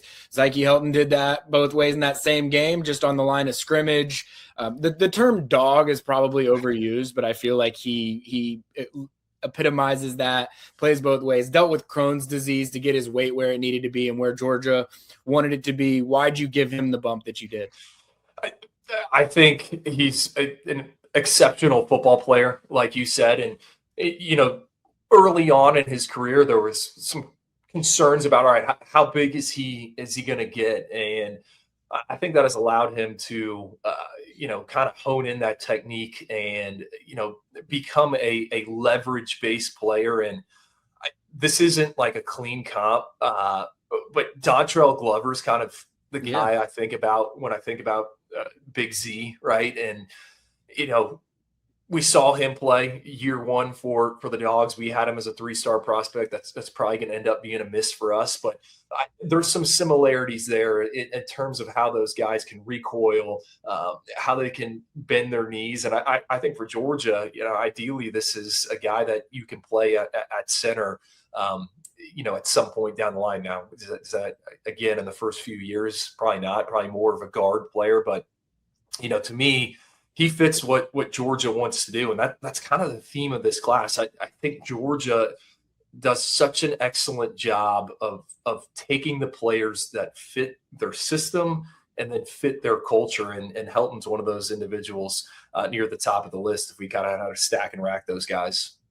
For anyone that listened to this episode last year, you might have had Dontrell Glover as a 3-star, but I did ask you the question, who's the 3-star that you see being able to have an earlier impact than people might expect? And I went back and listened to see who because I was going to ask the same thing about this cycle. And he was one of the names that you brought up. So I want to make sure that credit is given. People talk about 3-stars like it's some insult. 3-star is still a good football player that can make plays. And you obviously were identifying him as someone. So it's a perfect segue. So looking at guys, maybe it's not just 3-stars, maybe it is 3-stars, but guys maybe not in your top 24/7, or maybe it's guys of the 3-star variety. Like, who are someone that you think could make a more immediate impact than expected? I was going to bring up Dontrell Glover as sort of the example from the last cycle. Yeah, Ryan Mosley. And it's these questions get harder and harder, right? And not just with like Georgia, but like any school around the country because of the transfer portal and what these programs are able to bring in. And Georgia is, going to get some veteran help, Isaiah Canyon. But Ryan Mosley, to me, he's probably the one where I could see us 2-3 years from now kicking ourselves. And look, like, there's going to be 200 wide receivers a year that sign with Power 4 programs. And there's going to be another 50 that you like that are headed to the group of 6 level. And you got like 60 spots to use, right? And Hudson Standish on our scouting team, he brought it up. It's like, man, like you really got to be a guy to get one of those spots. And what I'm trying to say is I love Ryan Mosley. And what I like about him is he's a big X, right? Over 6'3", over 200 pounds. I think the knock on him is going to be the speed.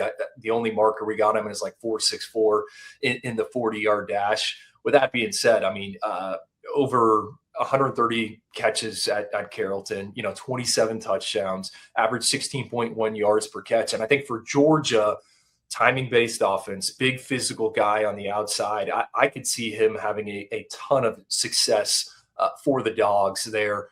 In that offense. So to me, he's like the one where I think not only does he fit what Georgia wants to do, it's really hard to find these big X's. Like I don't know if Cooper mentioned it, but every time I kind of talk with him and trade notes, the X wide receivers, like when they're in the portal, they have no shortage of options and they are being compensated. So I think Ryan Mosley to me is like the 1 3-star where I'm like, all right, I'm a believer in this guy. You're sort of forcing me to put you behind Cooper on the episode now, just sort of the references that you've made to him a couple of times. So now I don't really have a choice. But who are we thinking? If we're looking at the 2026 class, we're thinking freaks list. Who are the freaks that you might be considering here from this class? Well, Ben, we've gone like so long. We haven't talked about Kenny Okpoko. Oh yeah, seriously. The offensive tackle, and another one where like Georgia kind of has to hit on this guy. And he's one where I wish we had gotten him in one of the all-star settings, right? And we try to get him in the Navy All-American Bowl just because never really saw him on the camps. He hasn't played the best of high school competition, and his team, I think, back-to-back losing records. With that being said, we're talking about a guy who is, last numbers I had on him, 6'6", 312, 35.5-inch arms, 83 1/4 wing, two-way individual, right? So he had 63 tackles for loss in high school. I think he's a mauler, tackle guard combo, excels as an angle blocker. You see the recoil there in pass sets, and again when he's moving people, galloping strides. higher center of gravity, but to me, he's rugged. I think you can find a home on the inside, but I also think you can play him at tackle. High IQ kid. And his brother kind of broke through there at Georgia. So, he's when you see him, he's a freak. And I think the same thing goes for Caden Prothero. I think the same thing goes for Valdon Sone. All these guys are, different type of individuals, different type of athletes, caliber of athletes. So it's really, I think that would be the top 3 or 4 commits. Those would be the freaks if you had to ask me. I also got to give a shout out to the punter, Wade Register. Oh yeah. It was funny because I was at the Under Armour All-American game and he was there punting. He hit a moon ball in the absolute game in the driving rain, but played some quarterback, played some running back, and I brought up to him, I'm like, hey, as like Georgia mentioned, hey, we're going to get you involved in some fakes, and his eyes kind of lit up. Well, later that night was the playoff game where Georgia pulled out that fake punt. So former soccer player, he's an animal in the weight room. So there was kind of like an off the wall one. Wade Register, the punter, and Georgia's special teams unit, man, they got one of the nation's best kickers and one of the nation's best punters signed, sealed, and delivered. There you go. Ekene Boko and Wade Register. Pretty similar on the prospect chart on things that we're talking about. So, all right. I know the focus of this was going to be the 2026 class. I can't get out of here without, of course, we got to talk about a 2028 recruit while we're on here. But Georgia has IMG Academy quarterback Jaden Wade is committed in the 2028 class. He's coming off a junior day visit to Georgia. I know we all live in the Georgia quarterback world, so nothing is ever guaranteed with a player that's committed to Georgia at quarterback. But what are your early impressions of him that make him the number 1 overall player in that cycle? Saw him about a year ago to the date at IMG's Pro Day, and I came out of there and I texted everyone in the rankings and Tom Loy. I was like, hey, this is the best 2028 quarterback I have seen. A high caliber arm. He has tested off of the charts, and a guy that can do the RPOs. We were nervous because he had one career start when we named him the number 1 player in the country. Then I go to his preseason game.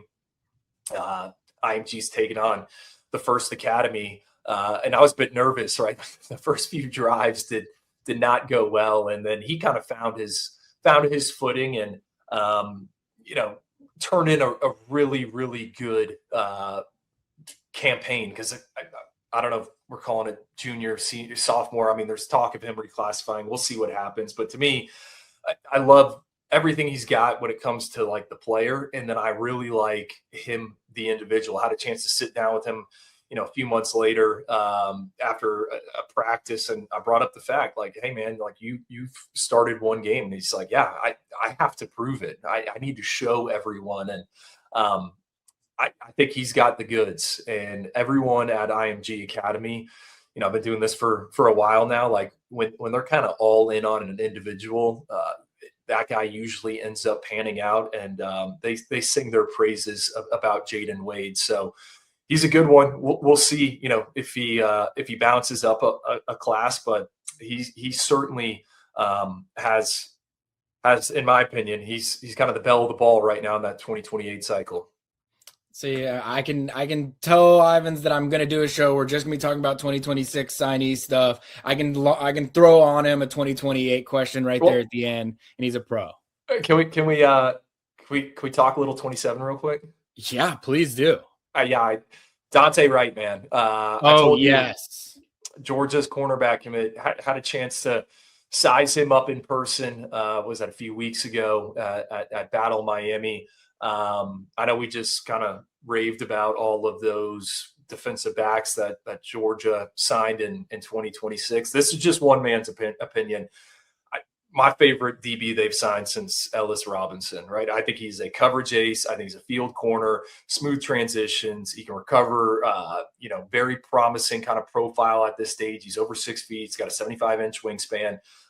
He's got a 95 speed score for us at Next Gen Prospects, because he's gone 21.8 in the 200-meter dash, 9.5 in the broad jump. I got similar vibes to when I saw Xavier Brown a few years ago at Battle Miami. It was another California corner. I was like, I'm all in on this guy. We eventually finished as a 5-star prospect for us. Now he's making plays for Alabama. Not saying like that's the comp, but that's kind of my thought process with Dante Wright. And I've seen a lot of these 2027 corners. He might be my favorite in terms of what he could be at some point down the line. So like, I think Georgia has an absolute dude in Dante Wright. And it's a guy that I don't know if they're going to have to play defense, right? You know, with how USC and Oregon are recruiting there on the West Coast, but Georgia fans should be excited about Dante Wright. I say this complimentary, but it's very hard to impress Ivins. Like when you're around 1,000 players and, you know, every handler that we've ever seen says that their guy's a 5-star and he's the, you know, the best player in the country at his position or whatever. When we were down at Battle Miami, you sought me out and you said, did you see Dante Wright? And I got to say, for Ivins to go out of his way to call out a player like that, to show that he was impressed by that, it speaks volumes because you're not easily impressed. Yeah, and one more thing on the 2027s. Jackson Dollar, the tight end out of North Carolina, like it'll be fun to see what direction Georgia and Todd Hartley go at that position group. But I know a lot of Brock Williams talk. Jackson Dollar, like circle that name. His basketball stuff is pretty fun and pretty exciting. I know he's a guy that's been in Athens before. But certainly, I don't know how much you've written about him, Wolk, or whatnot. Jackson Dollar, like that is the receiving tight end that kind of, you know, my eyes are gravitating towards too as we turn the page to 2027. I love that. Maybe a little tease of some Georgia scoop on there on the way there as well. I love that. Thank you again. I appreciate this. I hope that we're able to do this again for every Georgia recruiting cycle. But go follow him on X at Andrew_Ivins, on Instagram at Andrew Ivins 24/7. What else do you want to plug before we get out of here? I think that's it. You know, glad 26 is in the book. And look, man, like I know in the rankings, Georgia's, I don't even know where the class finished. I think we're in a new world. Yeah, I think we're in a new world of college football. And, you know, if I had one takeaway for what Georgia, you know, I think they're like everyone else, they're kind of having to adjust to this new landscape. But from my perspective and what do I know, like, I think what stands out is they got guys that fit what they want to do, right? And it's at every single position, right? From quarterback to the trenches to even the specialists. Like these guys fit what Georgia want to do. And I think Will Myers, you know, Kirby Smart, that whole staff, like they deserve a ton of credit because it's not easy and it's turning more and more to the NFL. How do you want to divvy it up? And I commend Georgia for what they've been able to do. Awesome. Well, his final 24/7 Sports rankings for the 2026 class came out on Monday. So everyone go check that out. And as I said, when we had Cooper on as well, if the first thing you want to do is bitch about something, fix your mindset, fix your mentality, find something that you like about the rankings. If you want to bitch about something with your 4th or 5th comment, that's fine. But don't let the first thing that you do be bitching about something. That's my monologue on your behalf, Andrew. All right. Thank you very much. And again, hope that we can have you on next year as well. Appreciate your having me, bud. Yeah, absolutely. Thank you.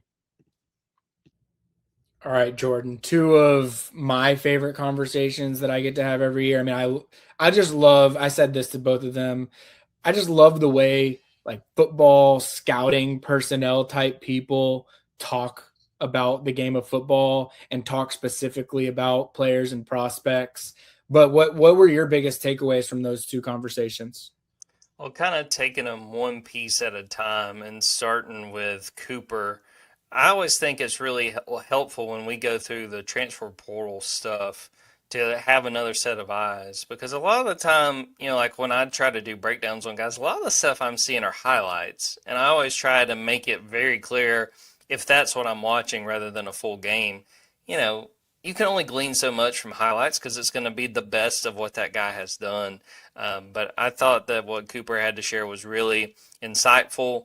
And I thought, you know, that generally we have a pretty good read. At least we were all kind of on the same page with what he had to say. His excitement about Isaiah Canyon. I see like he's one of the guys that Georgia's going to have to lean on in this receiver room, and that Mars Williams has a lot of potential. But really interested to see how he fits in. Was really interested in him talking about the cornerbacks and seeing Gentry Williams if he can just stay healthy. But how excited he was about Braylon Conley.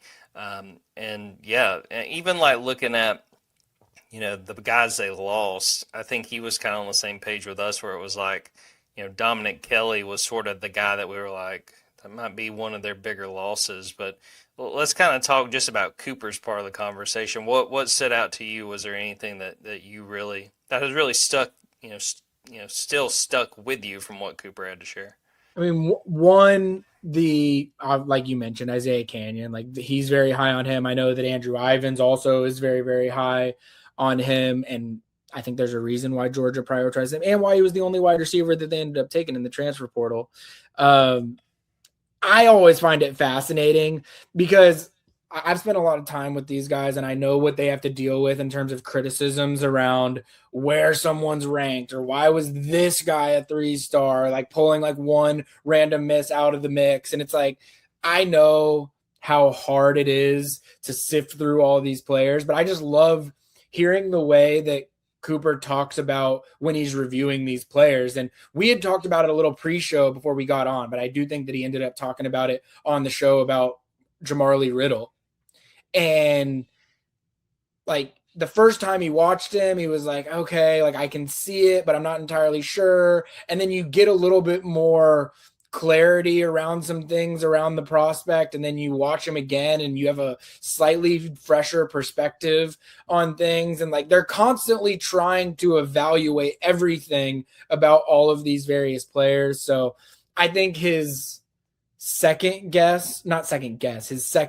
opinion on Jamarly Riddle lines up a lot with how Georgia feels about Jamarly Riddle, which is someone that could have an instant day one impact. If we're looking at a Riddle and Bolden defensive backfield to start next season, I don't think that would surprise anybody. So yeah. And I mean, I thought he had some really refreshing insights on Amaris Williams, and not all of it was like glowing reviews of everything that he's heard, but it also lined up with things that we had heard behind the scenes as well. So I think it's just fascinating to see like what someone who's looking at this purely from a scouting lens, what they hear and view about these players. And yeah, I love talking to Cooper, man. I love talking ball with him. I'd do it every day if I could.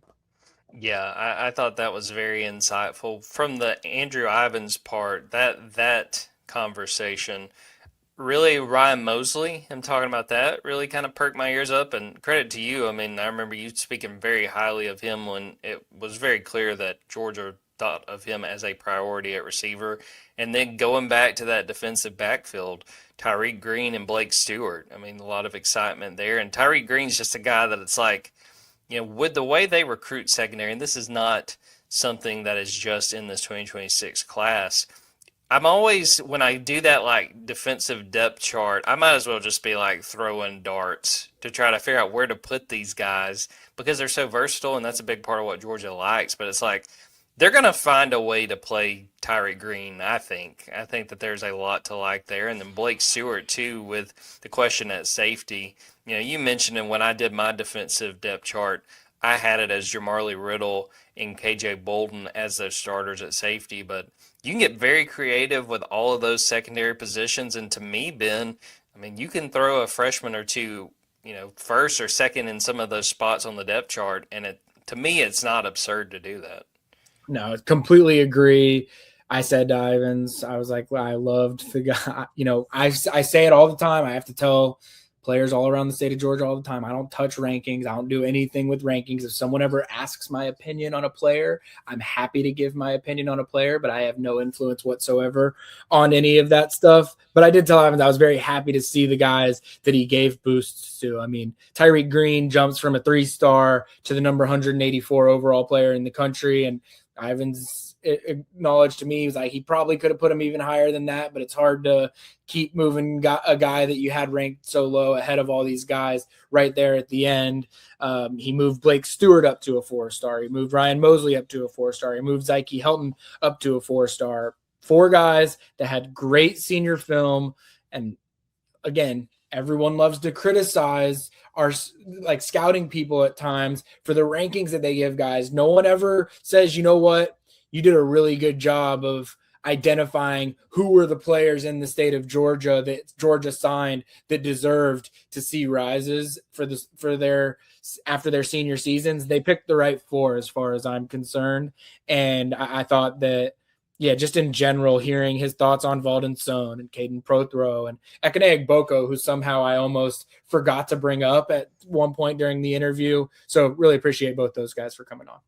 Just wanted to say, too, I liked hearing what Andrew had to say about Bryson Beaver. And I think if you're a Georgia fan, that was worth hearing because, again, that was a guy that, credit to Ben for pointing out right around that December signing period that there all of a sudden was steam there with Georgia, but still relatively new to, the Georgia recruiting landscape. Wasn't a guy we were talking about for 4, 5, 6 months. I liked hearing Andrew's perspective there. And I think he was a worthwhile addition, especially when you consider how late in the process Jared Curtis flipped and how late again Georgia kind of turned the heat up trying to get Bryson Beaver. Completely. All right, Jordan, segments time. Looking forward to it. Arrow pointing up, and I will let you start. All right, got 3 of them. We're going to start with arrow pointing up, former and new Cleveland Brown coaches. So we'll start with the former, and we're going to shout out Kevin Stefanski. He's in Atlanta now. I really like the staff he's put together. But, Ben, really what I want to bring up here, I don't know if you're aware of this, Kevin Stefanski coached 2 quarterbacks in 2025 that are Pro Bowlers. And I don't think people are talking enough about this. Shedeur Sanders, Joe Flacco, both Pro Bowlers this year. The man knows how to work with quarterbacks. And that's all I'm going to say about that, Ben. No, I mean, that's a good point. I guess the flip side of that is he got fired with 2 Pro Bowl quarterbacks. So you can read it however you want, Jordan. I'll read it the first way. Yeah, I feel great. That's all that matters. And also, I feel great on February 3rd. Check in with me probably about October 3rd. All right, next up, it's one of my favorite times of year, the Atlanta Braves. We're getting ready for another baseball season. They've put out their giveaways for 2026. Some really cool swag. I don't know, Ben, if you've looked at this at all. There's a Drake Baldwin hockey jersey. I think that's the top of the list for me.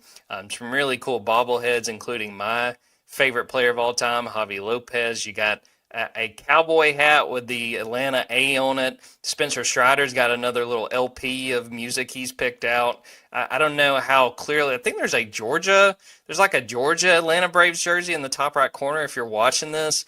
I don't know if any of these stand out to you, Ben, but as a former Atlanta Braves season ticket holder, I always loved the giveaways. And so this is the kind of thing that gets me excited. I did want to shout out, too, among these giveaways, an Andres Galarraga bobblehead. I may have to show up. I don't know if you've got a relationship with the big cat, but Andres Galarraga, man, that was not on my radar as far as Braves giveaways. I'm going to have to take a deeper look at all this. This is my first time seeing this, so I'm going to have to take a deeper look at this. I do love the look of that hockey jersey. The Braves hockey jersey looks pretty cool. The cowboy hat, maybe I let the hair down a little bit. Is that a Dale Murphy jersey? It looks like it. It's like definitely nice jersey. Yeah. I mean, that's an appealing one. So I'm gonna have to take a look at all these. But I should have known you'd be on top of giveaway announcement day. I'm gonna get my money's worth. The last one I just wanted to shout out. Philip Marshall passed away on Friday. Auburn undercover 76, just a legend covering Auburn sports, covering the SEC.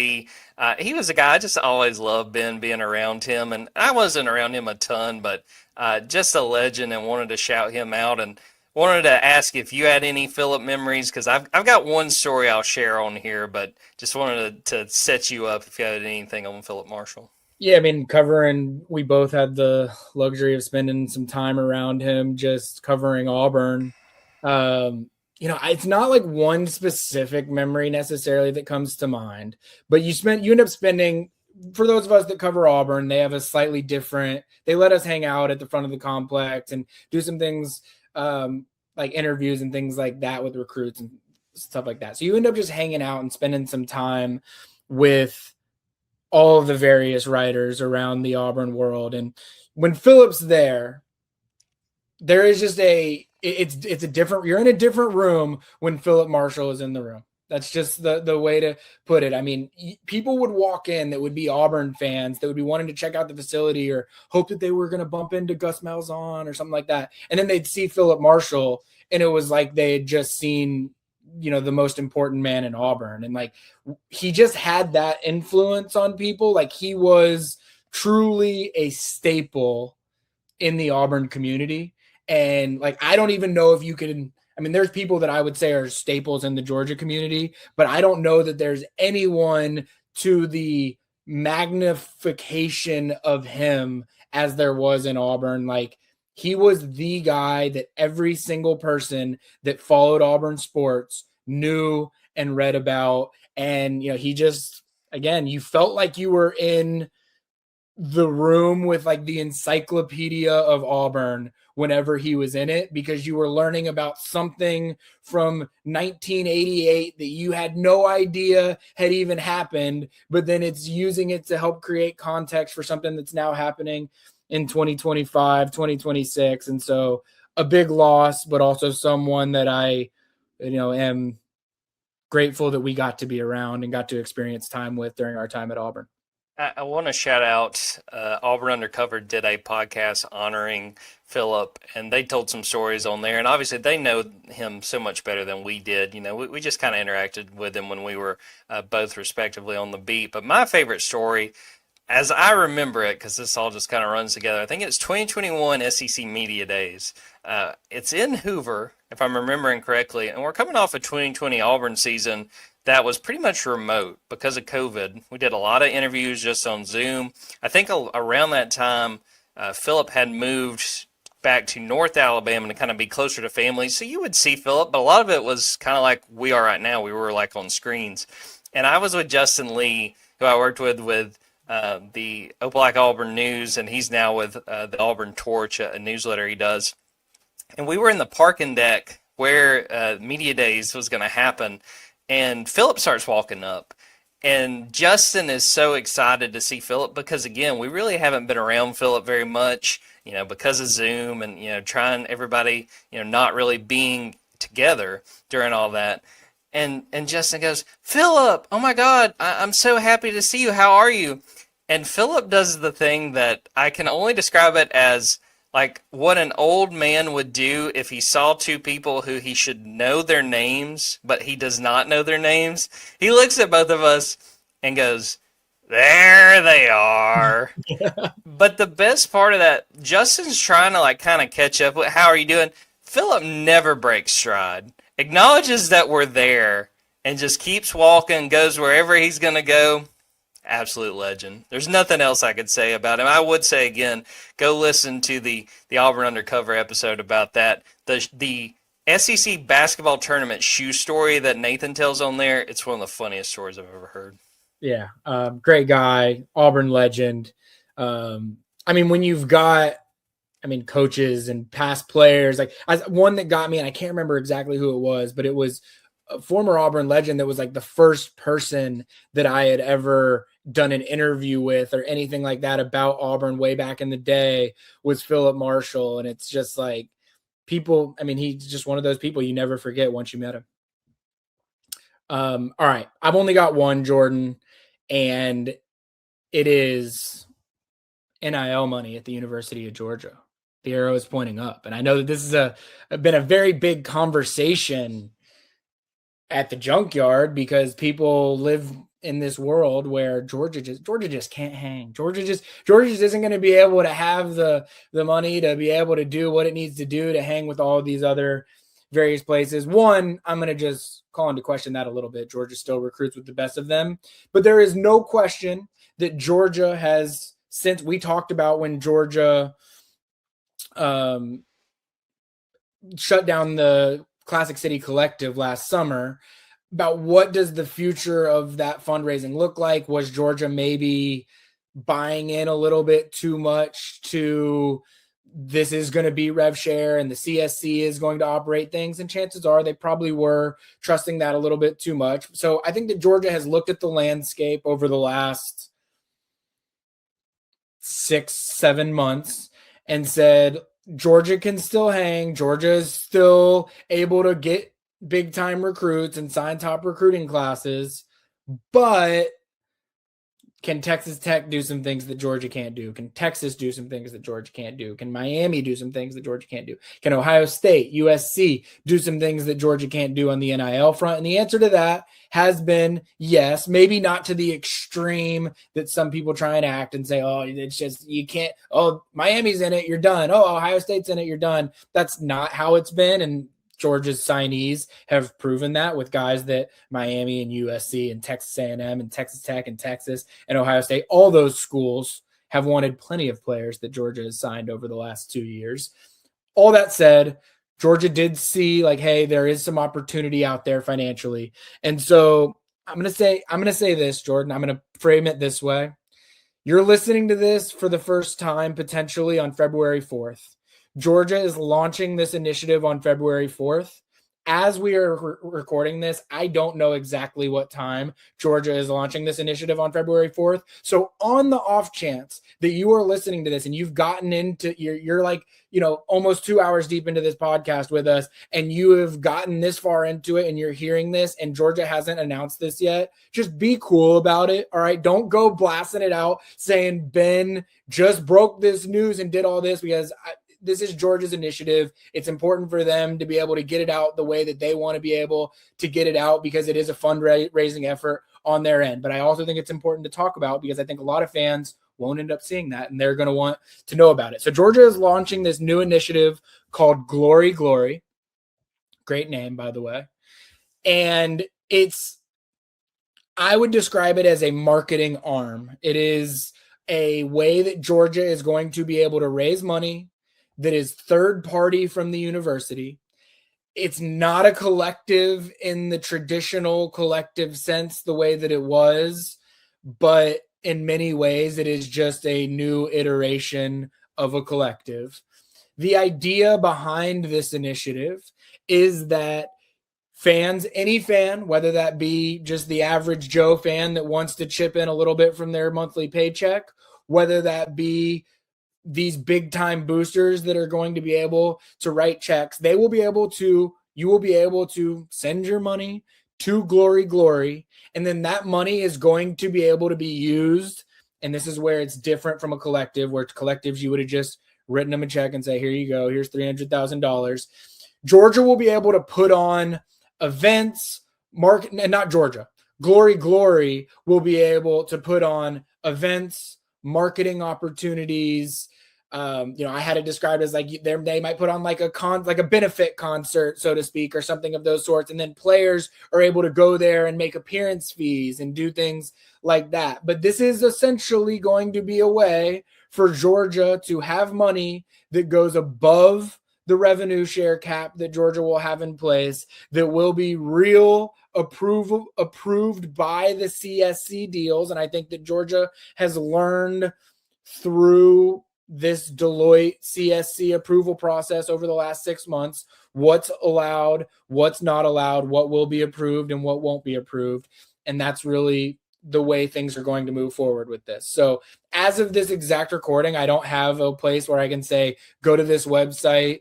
If you're listening to this, you have the ability to go, donate right now. But if you're listening to this, go to Google, type in Glory Glory UGA NIL Fund, and you'll be able to figure it out from there. But yeah, this is Georgia's new age way that they are going to try and attract more, fundraising, essentially, for lack of a better term, to be able to. And again, I should state very, very clearly, Glory Glory is separate from the university. There will be people that are working for Glory Glory that were previously part of the athletic department, but they're no longer part of the athletic department. And so, that's just a new way that Georgia is going to be planning to raise money. So now it's, back in the hands of the power brokers around the Georgia world to sort of help determine what Georgia's budget will look like. But I do think Georgia was a little bit handcuffed over the last 6 months when they didn't have the Classic City Collective in place and while this was getting manifested. But I also think that Georgia viewed the rules differently than a lot of other places. And to be fair, Georgia viewed the rules as they were intended. And I think that they were a little naive, perhaps, in cutting the Classic City Collective. But I also don't think it cost Georgia anything. Like, the only difference between us talking about Georgia having a top 2 class and what Georgia ended up having, which was like the top 5 class, maybe top 6, was them losing Jared Curtis at the end. And they didn't lose Jared Curtis at the end because they weren't able to find the money for him. So, wanted to call out Glory, sort of tell folks what it was, what you should expect from it. I think that there will be, just from experiences with Classic City Collective types of things in the past, like I do think that Georgia's goal would be able to have events where you are putting people that are donating money to Glory in the same room as Georgia football players or whoever it might be that will be benefiting from this as well. So there's some mutual relationship building that can go on there too. I think you did a great job of summing that up, and I think that there were some hard lessons learned, just like you said, in shuttering the Classic City Collective, and then maybe we need to bring some version of that back. So I think this is huge for Georgia. I think that it's going to be something that they take full advantage of and look to make the most of. And I think it's going to lead to some pretty cool opportunities for fans who want to donate and some of the stuff they do. I do want to mention, too, I just totally blanked on the second half of my first arrow pointing up. We're talking about the former and current Cleveland Browns coach, Todd Monken. Oh, yeah. Former Georgia. I just totally skipped on to that. I was so excited about the Braves giveaways. I love free stuff, Ben. But Todd Monken getting his chance to be a Cleveland Browns head coach, and I'm just going to wish him the best of luck. Yeah, I don't know. I mean, I think I'd rather be like a G5 head coach right now, maybe, than the Browns head coach. I think your lifespan might be a little bit longer there. And I say that saying being a G5 head coach right now is a thankless job. But yeah, happy for Todd Monken. I mean, the Kirby Smart coaching tree, I guess, now has an NFL head coach. Kind of crazy. I don't know if he gets credit for Todd Monken on his coaching tree because Todd Monken coached a million places before that, but I'll include him on the Kirby Smart coaching tree. And I will say, Todd Monken came to Georgia to revitalize his career, and Kirby Smart said, I will help you revitalize your career. And even if it's the Cleveland Browns, an NFL head coaching job, there is no denying that Todd Monken, one of the best decisions that he ever made in his life, was joining Kirby Smart's coaching staff. Now, that's totally correct, but I do want to point out, do you know where he was coming from when he joined the Georgia staff? I don't even remember. Where was he?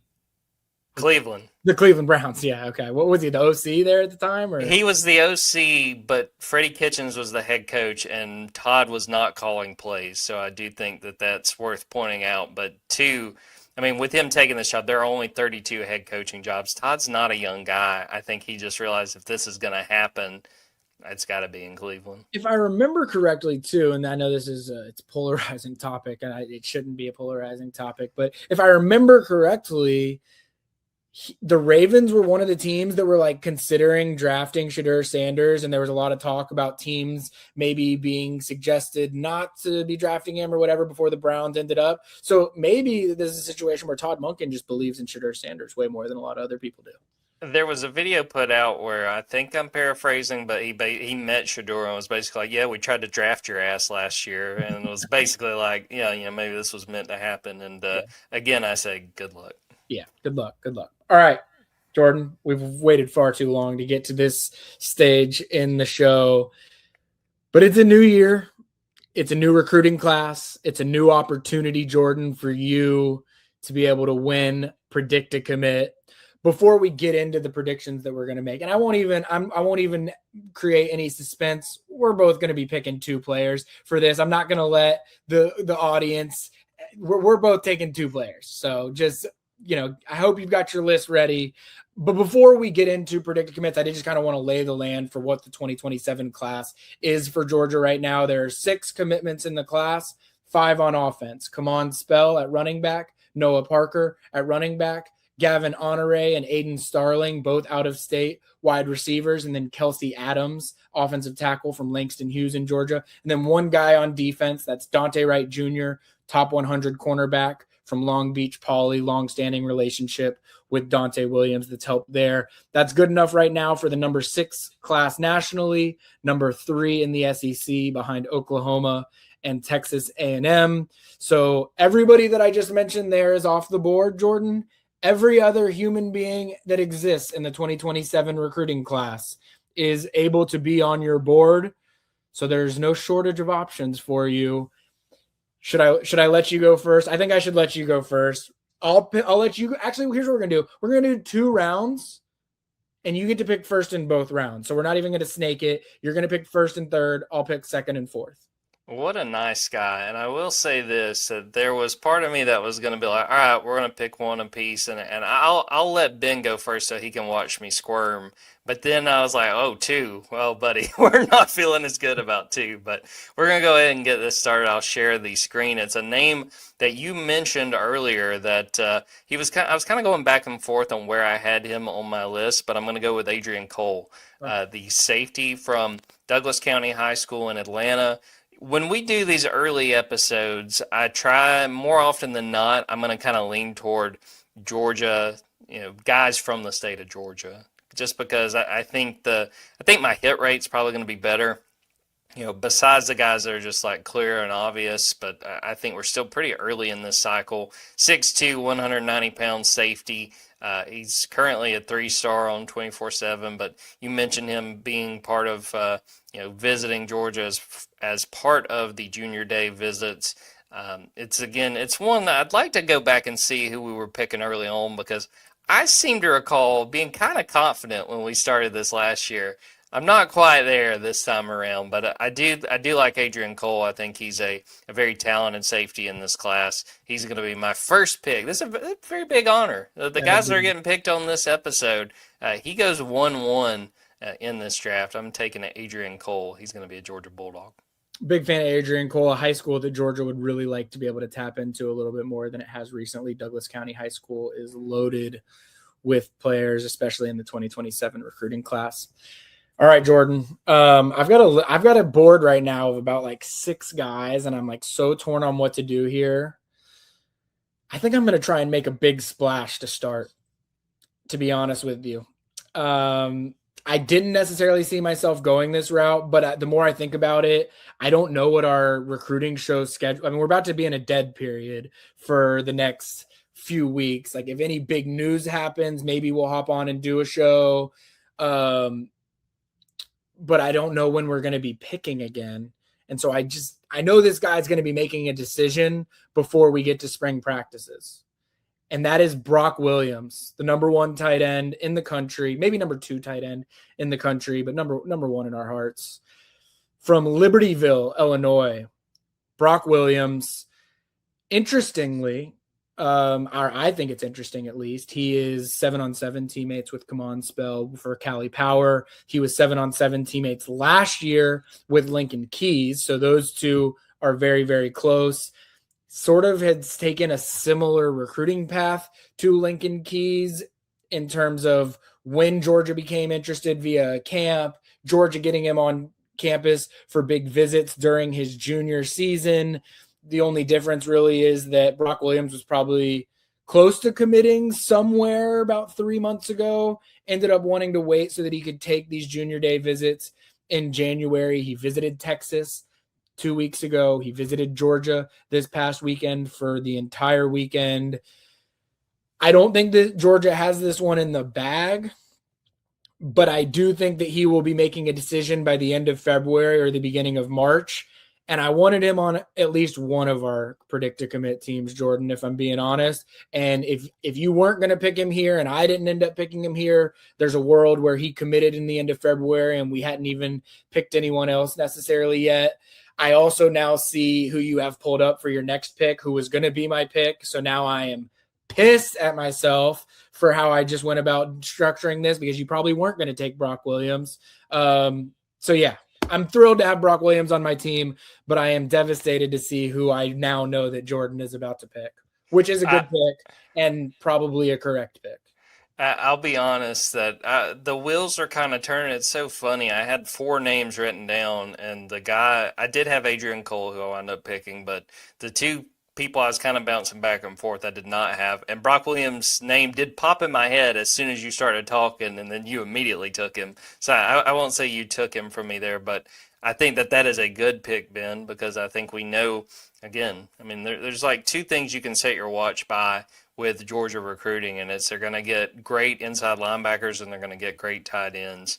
I'll go ahead and get into my pick, and it is going to be Amari Patterson, receiver from Ridgeland, South Carolina. Ben, you did a really good job of putting him on my radar with some of the stuff you've been sharing over at Dawgs 24/7. But 6'1.5", 189 pounds, currently a 3-star recruit. Sounded like he had a really good time during the junior day event. Trying to just kind of bird dog who they're going to go after at receiver. I think that, and you've done a very good job of highlighting this the last few years, James Coley's done a really good job of evaluating and really honing in on the receivers he wants out of high school, really the portal and high school together. But I think he's done a really good job at receiver. I really like what we're hearing here, and I'm so happy to know that I've already thwarted your plans. That's really the best thing to me. If I was a viewer or a listener to this, yeah, you want to see us make, hit some picks. You really want to see us screw each other over. And to do that on the first episode of the 27 cycle, my day is made. Yeah, I want to make very clear, Brock Williams, I'm glad that I picked him, and I'm glad that he's on my team, especially in the event that he chooses Georgia. Amari Patterson was the first person on my list. I had my list of 6 guys. He was number 1 on my list. I was like, who's the person that I'm most confident right now probably ends up at Georgia? I would have said Amari Patterson. I got to see him down at the opening Miami in the middle of January. And he was someone that had been put on my radar as like, all right, there's a lot of mutual interest there between him and Georgia. When we're so early in the cycle, like the rankings don't necessarily match up yet with who programs are prioritizing, just because we just finished the 2026 reshuffle. Like the 2027 things are now starting to be the focus. He goes and runs back-to-back 4.4s down there in the 40. He wins the alpha dog from Andrew Ivins at the event. He completely dominates the one-on-one sessions. We have him listed at 6'1.5", 189. I wouldn't be shocked if he weighs even more than that right now. Like, this is a sturdy wide receiver. And if I were to compare his recruitment to someone's right now, I'd compare it to Craig Dandridge's a cycle ago, because it is clearly someone that Georgia has identified as, this is our guy. Like, this is the guy that Georgia really, really wants at wide receiver in the 2027 class. They did the same thing with Craig Dandridge when he was a more underrated in-state wide receiver. But even, late January, early February last year, we were at the point of like, Craig Dandridge is the one with Georgia. And that's how I see it with Amari Patterson right now. If there was like a continue to be a little scared wrinkle, maybe, is Florida has recruited wide receivers really, really well. Florida's probably the number 2 school right now. He does already have an official visit scheduled to Florida. He did take a junior day visit to Florida as well. You always worry in this financial world, does some team do something crazy that makes it impossible for you? I don't necessarily see that happening, and I think that Georgia feels it's in an awesome spot with Amari Patterson coming out of this past weekend. So, yeah, I mean, I should have taken Amari Patterson 1-1 because I feel very strongly about it. And then you probably, who knows who you would have taken next, but I maybe still would have been able to take Brock Williams. So, yeah, thanks. Well, love to know that we're starting off this edition of Predict a Commit, man, with a bang. Feeling really great right now, Ben. I don't know about yourself. Now, the pickle that it puts me in is there's like 3 guys that I still have left on my board that I'm like, I want them on my team. So now I'm like, now I've got to play the Jordan Hill game of like, who's Jordan going to end up doing? next time, because we're only going to do 2 today, I'm going to go with Seth Tillman, defensive lineman, South Point, South Carolina. I got a chance to see him down at the All-American Bowl in San Antonio. There is heavy mutual interest here. We might have a photo of it in his little photo section on his page for those that are watching on YouTube.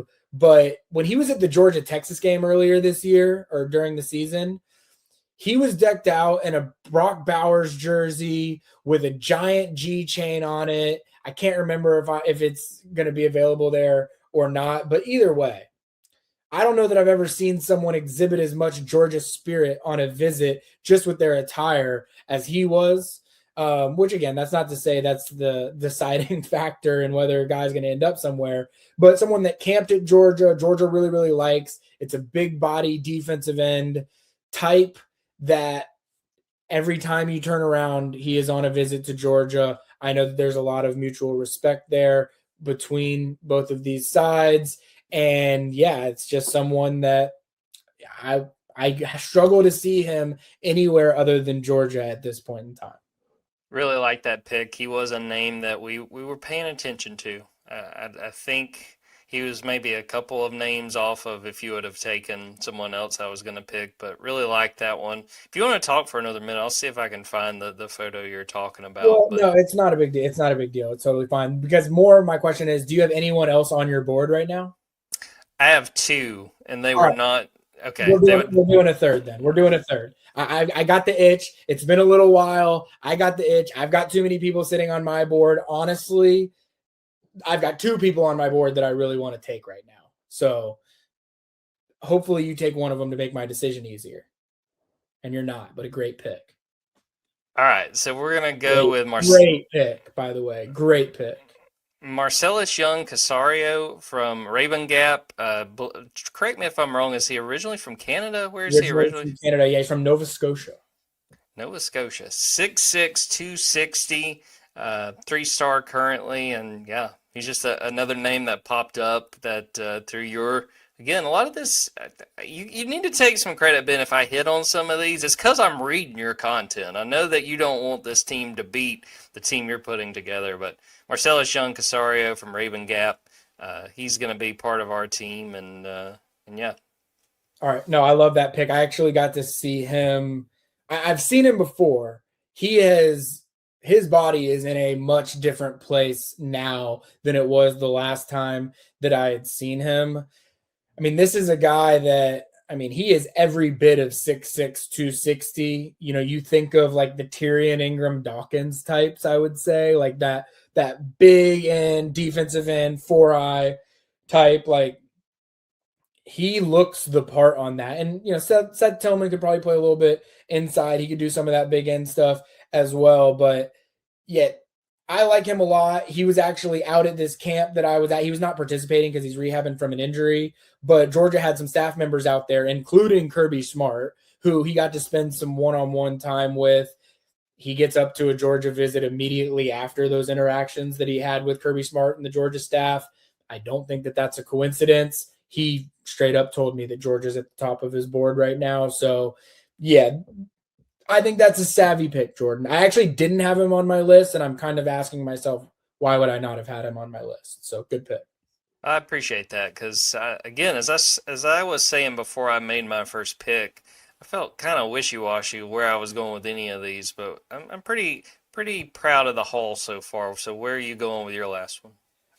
This is a little bit of a personal sentimental pick, but also one that I think Georgia is in a really good place for. He just visited Georgia for the last 3 days, or not the last 3 days, but the 3 days over the weekend when he was there. He came in a night early, went to day in the life, and then went to junior day. And that is Jaden Aparicio Bailey, who is a cornerback from Prattville, Alabama. And I know what everyone's thinking. It's hard to get players out of the state of Alabama, and it is. This guy's originally from California, and Dante Williams was on him earlier than most. And the reason why I say it's a little bit of a personal pick is nobody really knew about this kid until last year at the Sevens, which was a 7-on-7 tournament that was put on at, I want to say, Morehouse College. And all the top 7-on-7 teams around the country came to that event. And I can't even remember what team Jaden Aparicio Bailey was playing on at the time. Now he's with Cali Power, plays with Brock Williams, who I already took, plays with Kemon Spell, who I mentioned earlier. I can't remember who he was playing with at that event, but his high school coach came up to me at that event and was like, I need to introduce you to, he saw my 24/7 shirt. He said, I need to introduce you to someone. He's only got like 2 college offers right now, but I'm just telling you, this is as good of a defensive back as I have ever been around at the high school level. So he goes and introduced me. And look, just to be straight with you, people come up to me all the time when I'm at events like that, wearing a 24/7 shirt that say stuff like that. And I'm always wildly skeptical because it's like, we know a lot of players. We have visibility into a lot of players, and everybody in the world thinks that they have some hidden gem that nobody's heard about that tells me this is going to be a future 5-star. This is the next number 1 cornerback in the country, whatever. People do that all the time, but there was something about the way that his high school coach was saying it that I said, I need to at least go meet this kid, take a look. And I go see him, and what he's listed at right now and what you see in photos of him, like well put together defensive back, 6'2", 195 plus. Like he was every bit of that a year ago. And I don't know how he wasn't found yet, or people didn't know. We didn't even have a profile for Jaden Aparicio Bailey until that moment. Like I saw him. His coach showed me some of his clips. I watched his 7-on-7 game. I watched the way that he moved, and I immediately said, we need a profile for this kid. And more people in college football need to know who this guy is. It's not me meeting him that was the reason why he blew up. That was going to happen naturally, but shortly after people learning more about him, he got offers from every SEC school that you could imagine. But Georgia was pretty quick on him, and the fact that he is from California appeals to Georgia, I think, because I think when you're someone who is from Alabama, that plays in Alabama and has always lived in Alabama, it makes it really, really hard to be able to get those guys from either Alabama or Auburn. I think that it's a little bit easier to be able to do that with a guy like Jaden Aparicio Bailey. I think that Georgia, I would consider his front runner right now, even if he's not publicly naming a favorite. But I wanted Jaden Aparicio Bailey on my team. Whether or not he's making a decision soon or not, I don't know. Whether or not he actually ends up choosing Georgia, things could certainly change. But I know for sure I wanted Jaden Aparicio Bailey on my team. And I wasn't going to live in a world where you had Amari Patterson and Jaden Aparicio Bailey, even though technically you had the chance for that to happen. If you had taken Jaden Aparicio Bailey right there, Jordan, I would have lost my mind. I'm really upset that I didn't take advantage of that. And I will say this, his name popped up.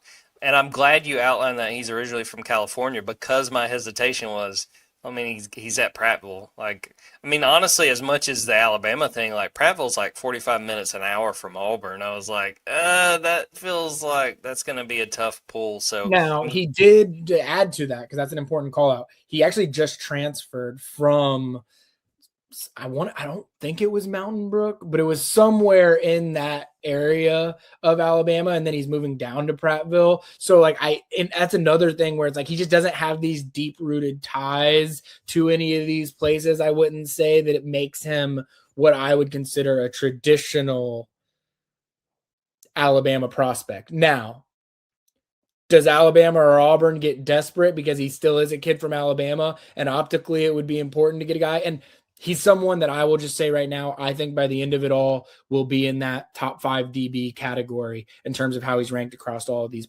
platforms. So, yeah, glad that I've got him on my team.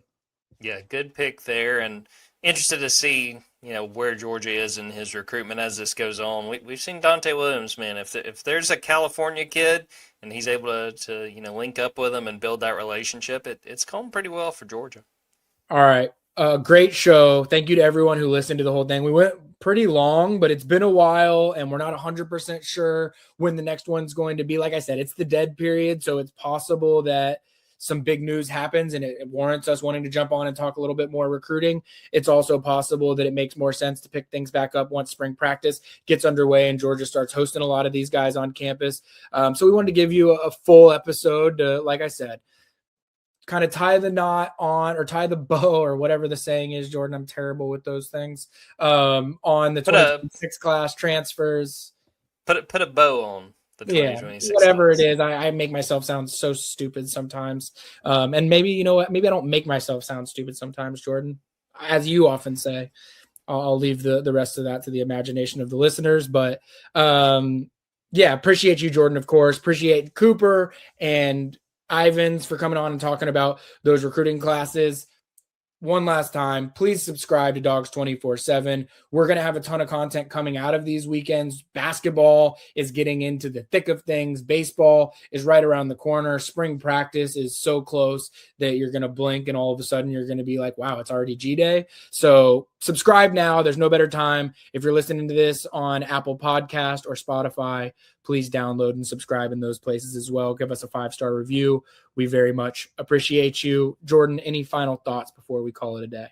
No, glad we brought this back. I always enjoy the Stay Wolk episodes, and we'll see when we do it. I tease this, and I'll tease this for the folks watching and listening. At some point this spring, you and I are going to fix college football on like a special edition of Stay Wolk. But no, I'm glad we brought this back, and I am excited no matter how long the delay is till we do the next one. I always enjoy doing these. I'm going to brainstorm this live just so we are held accountable, or I'm held accountable on this. As part of the fixing college football, and I'm going to need to actually sit down, carve out a day. It might take more than a day. I don't even know. I want to create the perfect college football calendar, which sounds like an impossible task. It probably is an impossible task, but as part of fixing college football, I want to try and create the best calendar we can create without completely overhauling the entire sport, which might be the only solution, but we'll give it a try. So I'm your host, Benjamin Wolk, for Jordan Hill. This is another episode of the Junkyard Dawgcast, a Stay Wolk UGA recruiting show edition. And